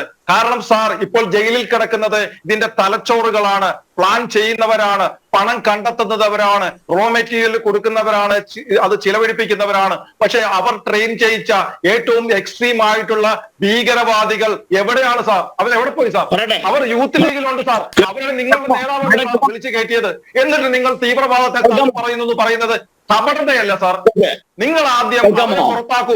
പോപ്പുലർ ഫ്രണ്ട് പ്രവർത്തകർ നിങ്ങളുടെ യൂത്ത് ലീഗിലേക്ക് വന്നിട്ടുള്ള പ്രവർത്തകരെ പുറത്താക്കിയിട്ട് വേണം സാർ ഇത്തരത്തിൽ സംസാരിക്കുവാൻ. നിങ്ങളാണ് ഭീകരവാദത്തിന് വളം വെച്ചു കൊടുക്കുന്നത്. നിങ്ങൾ മിതവാദികളുടെ വേഷം അണിഞ്ഞുകൊണ്ട് നിങ്ങൾക്ക് ചെയ്യാൻ പറ്റാത്ത കാര്യങ്ങൾ മറ്റുള്ളവരെ കൊണ്ട് ചെയ്യിക്കുന്നു. നിങ്ങളുടെ ശബ്ദത്തിലുണ്ടായ മാറ്റമാണ് പോപ്പുലർ ഫ്രണ്ട് പ്രവർത്തകർ നിങ്ങളുടെ പാർട്ടിയിൽ വന്നതിൽ പിന്നെയാണ് അമ്പലനടയിൽ കെട്ടിത്തൂക്കി പച്ചക്കിട്ട് കത്തിക്ക് വന്ന് യൂത്ത് ലീഗിന്റെ പ്രവർത്തകരാണ് സാർ പബ്ലിക്കായിട്ട് റോഡിലൂടെ മുദ്രാവാക്യം വിളിച്ചോണ്ട് പോയത്. പിന്നെ എങ്ങനെയാണ് സാർ നിങ്ങൾ ഭീകരവാദത്തെ സപ്പോർട്ട് ചെയ്യുന്നില്ല എന്ന് പറയുന്നത്? മറുപടി അറിയാമോ? ശ്രീ വാണിമേൽ, ഈ പൊളിറ്റിക്കൽ ഇസ്ലാമിന്റെ കടന്നുവരവ് അങ്ങേയറ്റം ഗൗരവമായി ചർച്ച ചെയ്യുന്ന ഒരു കാലഘട്ടത്തിലാണ് ഈ കുമളി സംഭവം നമ്മുടെ മുന്നിൽ ഉണ്ടായിരിക്കുന്നത്. IS-ന്റെ സ്ലീപ്പർ സെൽ അടക്കം പ്രവർത്തിക്കുന്ന എന്ന രീതിയിലുള്ള ഇന്റലിജൻസ് റിപ്പോർട്ടുകൾ കേരളത്തെ സംബന്ധിച്ചുണ്ട്. മാഡം, എനിക്ക് സംസാരിക്കുന്ന സമയത്തരണം എന്തറിയോ? അപ്പൊ അയാള് പീറ്റർജി പറഞ്ഞ കാര്യം, ഷാജി ആദ്യമായിട്ട് പീറ്റർജി ഷാജിയെ കുറിച്ച് പഠിക്കണം. ചരിത്രമാദ്യമായിട്ട് മത്സരരംഗത്ത് തീവ്രവാദികളുടെ വോട്ട് വേണ്ടെന്ന് പറയാൻ ത്രാണിച്ചം കാണിച്ച രാഷ്ട്രീയക്കാരനാ ഷാജി. മനസ്സിലാക്കണം നിങ്ങൾ. തീവ്രവാദികളുടെ വോട്ട് വേണ്ട എന്ന് പറഞ്ഞിട്ടാണ് അദ്ദേഹം തെരഞ്ഞെടുപ്പ് നിന്നിട്ട് അദ്ദേഹം ജയിച്ചു. എന്താ അദ്ദേഹം പറഞ്ഞത്? പോപ്പുലർ ഫണ്ട് ശേഖരിക്കുകയല്ല ചെയ്തത്, പോപ്പുലർ ഫണ്ടിന്റെ ആളുകളെ ക്ഷണിക്കുകയല്ല ചെയ്തത്. പോപ്പുലർ ഫണ്ടിന്റെ ആളുകൾ അവരുടെ ധാരണകൾ മാറ്റി, ചിന്താഗതി മാറ്റി, അക്രമവാസനകൾ മാറ്റി പൂർണ്ണമായും ഈ രാജ്യത്തിന്റെ മതേതരത്വത്തിന്റെ വാക്തകളാക്കി മാറിയാൽ അവർക്ക് ലീഗിലേക്ക് വരാമെന്നാണ് അദ്ദേഹം പറഞ്ഞത്. ഷാജിയെ നിങ്ങൾ ആ രാഷ്ട്രീയം പഠിപ്പിക്കണ്ട. ഷാജിയെ പോലെ ഇവിടെ ഒരു ചർച്ചാ വിഷയമല്ലാത്തത് കൊണ്ട് തന്നെ അതിലേക്ക് പോകുന്നില്ല. ശ്രീ അഡ്വക്കേറ്റ് ബലദേവ് സച്ചിദാനന്ദൻ, നമ്മൾ ഈ ചർച്ച കൺക്ലൂഡ് ചെയ്യാൻ പോവുകയാണ്. ഇവിടെ വളരെ കൃത്യമായി കേരള പോലീസ് നടപടിയെടുക്കേണ്ട ഒരു സാഹചര്യം ഇല്ലേ? കാരണം ഇത്ര പ്രകോപനപരമായി ഒരു വിദേശ വനിതയോട് കയർക്കുന്ന ഒരു മനുഷ്യൻ അവിടെ കുമളിയിൽ നിന്ന് അയാളെ മാറ്റി നിർത്തി എന്നതുകൊണ്ട് മാത്രം ഈ പ്രശ്നം അവസാനിക്കുന്നില്ല. വളരെ കൃത്യമായ നിരീക്ഷണം അയാളുടെ മേൽ ഉണ്ടാവണം. അത്തരത്തിൽ ഉള്ള നടപടികൾ സർക്കാരിന്റെ ഭാഗത്തു നിന്ന് ഉണ്ടാകേണ്ടതല്ലേ? കാരണം ഈ കുമളി, ഈരാറ്റുപേട്ട, വാഗമൺ എന്നീ പ്രദേശങ്ങളൊക്കെ കേന്ദ്രീകരിച്ചുകൊണ്ട് IS-ന്റെ സ്ലീപ്പർ സെല്ലുകൾ പ്രവർത്തിക്കുന്നു എന്നുള്ള ഇന്റലിജൻസ് റിപ്പോർട്ടുകളെല്ലാം നമ്മുടെ മുന്നിൽ നിൽക്കുമ്പോൾ കേരളത്തിന്റെ സുരക്ഷിതത്വത്തിന്, ഭാരതത്തിന്റെ സുരക്ഷിതത്വത്തിന് ഈ കേസ് അങ്ങനെ വെറുതെ വിടാൻ കഴിയുമോ? ഞാൻ അതിന് മറുപടി പറയാനും ഒരു വാചകം എന്ന് പറഞ്ഞിട്ട്, ഈ വഖഫ് ആക്ട് എന്ന് പറയുന്നത് കോൺഗ്രസ് കൊണ്ടുവന്ന ഒരു ആക്ട് അല്ലത്. 1913 ബ്രിട്ടീഷുകാരാണ് ആദ്യമായിട്ട് വഖഫ് ആക്ട് കൊണ്ടുവരുന്നത്. അത് 54 കോൺഗ്രസ് അമെന്റ് ചെയ്തു, അത് സാധൂകരിച്ചു. 95 2013 അമെന്റ്മെന്റ് വിടും, അതൊക്കെ കോൺഗ്രസ് ആണ്. വഖഫ് ആക്ട് നിലയിൽ വരുന്ന 1913 പിന്നെ ഹിന്ദു തീവ്രവാദം അദ്ദേഹം പറഞ്ഞ ശരിയാണ്, CAയുമായി ബന്ധപ്പെട്ടതാണ്. പക്ഷേ 2003 ബിൽക്കിസ് ബാനു കേസ് നമുക്കറിയാം. ഇന്ത്യയുടെ പ്രധാനമന്ത്രി എന്ന ഗുജറാത്ത് മുഖ്യമന്ത്രി, ഇന്ത്യയുടെ ആഭ്യന്തരമന്ത്രി ഗുജറാത്ത് ആഭ്യന്തരമന്ത്രിയായിരുന്നു. 21 പ്രതികൾ ഇപ്പോഴും ജയിലിലാണ്. പ്രിയപ്പെട്ട ഷോണ് 21 പേര് ഹിന്ദുക്കളാണ്. അതൊരു വർഗീയ ലഹളയായിരുന്നു. അപ്പൊ മുസ്ലിം തീവ്രവാദത്തെ പോലെ തന്നെ ഞാൻ പറയട്ടെ ഞാൻ പറഞ്ഞ ഇന്ത്യയുടെ പ്രധാനമന്ത്രി എന്ന ഗുജറാത്ത് മുഖ്യമന്ത്രി ആയിരുന്നു പറഞ്ഞത്. ഇന്ത്യയുടെ ആഭ്യന്തരമന്ത്രി ഗുജറാത്ത് ആഭ്യന്തരമന്ത്രി. ഞാൻ പറയട്ടെ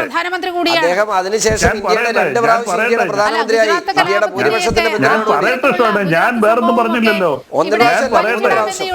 കേരളത്തിൽ IS-ന്റെ സ്ലീപ്പർ സെൽ പ്രവർത്തിക്കുന്നു എന്ന് പറയുമ്പോൾ എന്തിനാണ് സാർ ചർച്ച വഴിമാറ്റി വിടുന്നത്? ഞാൻ പറയട്ടെ, കേരള പോലീസ് നടപടിയെടുക്കേണ്ട കാര്യമല്ലേ? ഒരു കാര്യം ഞാൻ പറയട്ടെ, അല്ല ഞാൻ പറയട്ടെ, അങ്ങനെ നിങ്ങൾ ചോദിക്കുന്ന എല്ലാത്തിനും മറുപടി അറിയിക്കല്ലേ ഞങ്ങള്. ബാക്കിയുള്ളവർ സംസാരിക്കുമ്പോ എല്ലാം പറയാം, ഞങ്ങൾ പറയുമ്പോൾ നിങ്ങൾ ചോദിക്കുന്നത് മാത്രം അങ്ങനെ മറുപടി പറയാൻ പറ്റത്തില്ല. 2003 കാര്യം ഞാൻ പറയട്ടെ, ഞാൻ 2003 കാര്യമാണ് പറഞ്ഞത്. 2003 ബിൽക്കിസ് ബാനുവിനെ ബലാത്സംഗം ചെയ്ത് നിരവധി കൊന്നപ്പം അത് ഹിന്ദു വർഗീയതയായിരുന്നു, ഹിന്ദു തീവ്രവാദമായിരുന്നു. അപ്പൊ ഹിന്ദു തീവ്രവാദം ഇന്ത്യയിൽ നിരവധിയുണ്ട്. 2006 മെലഗോൺ സ്ഫോടനം, 2007 മെക്ക മസ്ജിദ് സ്ഫോടനം, അതുപോലെ സബ്ജോത എക്സ്പ്രസ് സ്ഫോടനം, എത്രയോ ഹിന്ദു തീവ്രവാദങ്ങളുണ്ട്. അപ്പൊ ഹിന്ദു തീവ്രവാദം ഇന്ത്യയിലുണ്ട്, മുസ്ലിം തീവ്രവാദം ഉണ്ട്, അങ്ങനെ തർക്കിക്കുന്നില്ല. എന്തിന് മുസ്ലിങ്ങൾ ഏറ്റവും കൂടുതൽ കൊല്ലപ്പെടുന്നത് മുസ്ലിം തീവ്രവാദ? ഇപ്പൊ ഇന്നലെ ബലൂചിസ്ഥാനിൽ 10-30 മുസ്ലിങ്ങൾ കൊല്ലപ്പെട്ടു, മുസ്ലിം തീവ്രവാദികൾ തന്നെയാണ്. അപ്പൊ തീവ്രവാദം ഇല്ലെന്ന് പറയേണ്ട, എല്ലാ തീവ്രവാദവും ഉണ്ട്. പിന്നെ ഞാൻ തുടക്കത്തിലേ പറഞ്ഞു, എന്റെ വ്യക്തമായ നിലപാട് പറഞ്ഞു, ഇങ്ങനെ ഒരു സംഭവം നടന്നിട്ടുണ്ടെങ്കിൽ, ഒരു വിദേശിയോട് പെരുമാറിയിട്ടുണ്ടെങ്കിൽ, ഞാൻ പറഞ്ഞത് രാജ്യദ്രോഹ കുറ്റം ചുമത്തി കേസെടുക്കണമെന്നാണ്. കൊച്ചു കേസല്ല, ജാമ്യം പോലും കിട്ടാതെ ജീവിതകാലം മൊത്തം ജയിൽ കിടക്കത്തക്ക കേസാണത്. രാജ്യദ്രോഹം ഇന്ത്യയോട് കാണിച്ചിരിക്കുന്ന ദ്രോഹമാണ്. ഇന്ത്യയിൽ ഒരു വിദേശത്തെ ഒരു തരാനോട് കാണിക്കുന്ന തെറ്റ്. അങ്ങ് എത്തിയതിൽ വളരെയധികം സന്തോഷം. ഇനി ഒരിക്കൽ കൂടി അഡ്വക്കേറ്റ് ഷോൺ ജോർജിലേക്ക് പോവുകയാണ്. ശ്രീ ഷോൺ ജോർജ്, ഞാൻ നേരത്തെ സൂചിപ്പിച്ചതുപോലെ നമ്മുടെ മുന്നിൽ കുമളി, ഈരാറ്റുപേട്ട, വാഗമൺ ആ ഭാഗങ്ങളെല്ലാം കേന്ദ്രീകരിച്ചുകൊണ്ട് നടക്കുന്ന കാര്യങ്ങളൊക്കെ നമ്മുടെ മുന്നിലുണ്ട്. ഇന്റലിജൻസ് റിപ്പോർട്ടുകളായി നമ്മുടെ മുന്നിലുണ്ട്. അവിടെ ഒരു പള്ളിയിൽ നടന്ന സംഭവമുണ്ട്. അതിൽ ഈ വിഷയത്തിൽ സംസ്ഥാന സർക്കാർ കൈക്കൊണ്ട നിലപാട് എന്തായിരുന്നു, പിന്നീട് മുഖ്യമന്ത്രിക്ക് അക്കാര്യത്തിൽ എന്ത് പറയേണ്ടി വന്നു എന്നതെല്ലാം നമ്മുടെ മുന്നിൽ നിൽക്കുകയാണ്. ഇതൊരു കച്ചവടക്കാരനിൽ മാത്രം ഒതുങ്ങി നിൽക്കുന്ന ഒരു വിഷയമായി ഇതിനെ ലഘൂകരിക്കാൻ കഴിയുമോ? BJP അടുത്ത ദിവസങ്ങളിൽ ഈ വിഷയം എങ്ങനെയാണ് ഏറ്റെടുക്കാൻ പോകുന്നത്?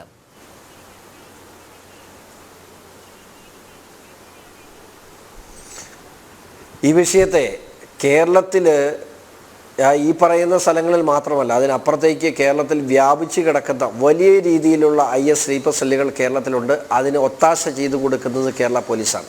രണ്ടാമതൊരു കാര്യം, അദ്ദേഹം അങ്ങ് സൂചിപ്പിച്ചു, ബ്രിട്ടീഷുകാരുണ്ടാക്കിയ നിയമമൊന്നുമല്ല. ബ്രിട്ടീഷുകാർ 2013 വഖഫ് ആക്ട് ഉണ്ടാക്കി. 95-ലും വഖഫ് ആക്ട് ഉണ്ടായി. 1954-ലും വഖഫ് ആക്ട് അത് സ്വാധീകരിക്കപ്പെട്ടു. പക്ഷേ അതിനുശേഷം 1995-ലും 2013-ലും ഉണ്ടായ ഭേദഗതികളെയാണ് ഇന്ന് ഈ സർക്കാർ മാറ്റാൻ ആഗ്രഹിക്കുന്നതും ഭേദഗതി കൊണ്ടുവരുന്നതും. അതുകൊണ്ട് 1954-ലെയോ അല്ലെങ്കിൽ 2013-ലോ ഉണ്ടായ ആക്ടിനെ അല്ല നമ്മൾ കുറ്റം പറയുന്നത്. 1954-ലുണ്ടായ ആക്ടിനൊരു കുഴപ്പമുണ്ട്. പാകിസ്ഥാനിൽ നിന്നും ഇന്ത്യയിലേക്ക് വന്ന ഇസ്ലാം സഹോദരങ്ങൾക്ക്, നമ്മൾ ഹിന്ദു സഹോദരങ്ങൾക്ക് ഇവിടെ വന്നപ്പോൾ ഇവിടുന്ന് ഇട്ടിട്ട് പോയ മുസ്ലിം സഹോദരങ്ങളെ വസ്തു കൊടുത്തില്ല. പക്ഷെ അതിന് പകരം ഇവിടുന്ന് ഇട്ടിട്ട് പോയ പാകിസ്ഥാനിലേക്ക് പലായനം ചെയ്ത മുസ്ലിം സഹോദരങ്ങളുടെ വസ്തു ഇന്ത്യ മഹാരാജ്യം വഖഫിന് വിട്ടുകൊടുത്തു. നേരെ മറിച്ച് പാകിസ്ഥാൻ എന്താ ചെയ്തത്? അവിടെ നിന്നും ഇന്ത്യയിലേക്ക് പലായനം ചെയ്ത ഹിന്ദു സഹോദരങ്ങളുടെ വസ്തു ഇവിടെ നിന്നും കുടിയേറിയ മുസ്ലിങ്ങൾക്കാണ് കൊടുത്തത്. ആ വ്യത്യാസം ഇന്ത്യയും പാകിസ്ഥാനും തമ്മിൽ ചെയ്തു. അതുകൊണ്ടാണ് ഈ തുടക്കം തന്നെ പ്രശ്നമായിരുന്നു. 1954 ആക്ടിലെ പ്രശ്നമാണ് ഞാൻ ഇപ്പം ചൂണ്ടിക്കാണിച്ചത്. അപ്പം ഞാൻ പറഞ്ഞത്, അപ്പോൾ ഈ വഖഫ് ഭേദഗതി നിയമത്തിൻ്റെ 1995-ലെ ആക്ടും 2013-ലെ ഭേദഗതിയും കൊണ്ടുവന്നത് കോൺഗ്രസ് തന്നെയാണ്. ആ ഭേദഗതി കൃത്യമായി തെറ്റാണ്. ആ ഭേദഗതിയിലൂടെയാണ് സെക്ഷൻ 40 ഒക്കെ കടന്നു വരുന്നതും ഇത്രയേറെ അധികാരങ്ങൾ, കോൺസ്റ്റിറ്റ്യൂഷന് മുകളിലുള്ള അധികാരങ്ങൾ ഇവർക്ക് കൊടുക്കുന്നതും. എൻ്റെ ചോദ്യത്തിലേക്ക് ഞാൻ വരട്ടെ. തീർച്ചയായിട്ടും കേരളത്തിൽ ഇസ്ലാമിക സംഘടനകളോടും മതേതരത്വം ഈ നാട്ടിൽ നിലനിൽക്കണമെന്ന് ആഗ്രഹിക്കുന്ന മുസ്ലിം ലീഗ് അങ്ങനെ ആഗ്രഹിക്കുന്നുണ്ടെങ്കിൽ നിങ്ങൾ നിലപാടെടുക്കേണ്ട സമയം അതിക്രമിച്ചിരിക്കുന്നു. കാരണം ഇനിയും ആ നിലപാടിലേക്ക് നിങ്ങൾ പോയില്ലെങ്കിൽ നിങ്ങൾ പാർലമെന്ററി രാഷ്ട്രീയമാണ് നിങ്ങൾ കാണുന്നത്. കാരണം അടുത്ത തെരഞ്ഞെടുപ്പിൽ ഈ രാജ്യത്ത് ഈ സംസ്ഥാനത്തിൻ്റെ ഭരണം പിടിക്കാവോ, അല്ലെങ്കിൽ അടുത്ത തെരഞ്ഞെടുപ്പിൽ എനിക്ക് 10 വോട്ട് കിട്ടുമോ, നിങ്ങളുടെ തോന്നലാണ്. കാരണം ഇനി നിങ്ങളെയും ഇവർ 1, 2, പരമാവധി 5 വർഷത്തിനുള്ളിൽ ഈ പറയുന്ന സംഘടനകൾ, ഈ പറയുന്ന നിങ്ങൾക്ക് വോട്ടിന് വേണ്ടി ഇവരെ പ്രീണിപ്പെടുത്തി മുമ്പോട്ട് പോകുന്ന ഈ സംഘടനകൾ 5 വർഷക്കാലത്തിനുള്ളിൽ നിങ്ങളെ താടിക്ക് തട്ടും. അതിന് ഒന്നാമത്തെ തട്ടാണ് പിണറായിക്ക് കഴിഞ്ഞ ലോക്സഭാ തെരഞ്ഞെടുപ്പിൽ കിട്ടിയത്. അത് നിങ്ങൾ ഇനി എഴുതി വെച്ചോ. ഇന്നേക്ക് 5 വർഷത്തിനുള്ളിൽ നിങ്ങൾ ഇന്ന് പാല് കൊടുത്ത് വളർത്തുന്ന, വോട്ടിന് വേണ്ടി എന്തൊക്കെയാണെങ്കിലും വോട്ടിങ് ചെയ്തോളൂ, വോട്ടിന് വേണ്ടി നിങ്ങൾ പാലൂട്ടി വളർത്തുന്ന ഈ സംഘടനകൾ നിങ്ങളെ തിരിഞ്ഞു കൊത്താൻ യഥാർത്ഥ മതേതരത്വം ആഗ്രഹിക്കുന്നുണ്ടെങ്കിൽ നിങ്ങൾ ഈ സംഘടനകൾക്കെതിരെ ഓപ്പണായ നിലപാട് സ്വീകരിക്കേണ്ട സമയം അതിക്രമിച്ചിരിക്കുന്നു. അതില്ലെങ്കിൽ ഈ നാട് മറ്റൊരു പാലസ്തീനായി മാറും. ഈ നാട് മറ്റൊരു ഗാസയായി മാറാൻ അധികം കാലമില്ല എന്നുള്ളത് നിങ്ങൾ ഇനിയെങ്കിലും തിരിച്ചറിയണം. 4 വോട്ടിന് വേണ്ടി ഭീകരവാദത്തെ ചേർത്ത് പിടിക്കുന്ന അത്തരം ശക്തികൾക്ക് സഹായം നൽകുന്ന എല്ലാ രാഷ്ട്രീയ കക്ഷികൾക്കുമുള്ള മുന്നറിയിപ്പാണ് ഈ ലോക്സഭാ തെരഞ്ഞെടുപ്പിൽ നമ്മൾ കണ്ടത്. ഒപ്പം ഇനി വരാനിരിക്കുന്ന നാളുകളിലും ഇത്തരം നിലപാടുകൾ മുറുകെ പിടിക്കുന്നവർക്കുള്ള അതിശക്തമായ ഒരു പ്രതികരണം കേരള സമൂഹത്തിൽ നിന്നും ഉണ്ടാകും. ജനറൽ ഡിബേറ്റ് ഇവിടെ പൂർണ്ണമാക്കുകയാണ്. ചർച്ചയിൽ പങ്കെടുത്ത എല്ലാ അതിഥികൾക്കും വളരെയധികം നന്ദി.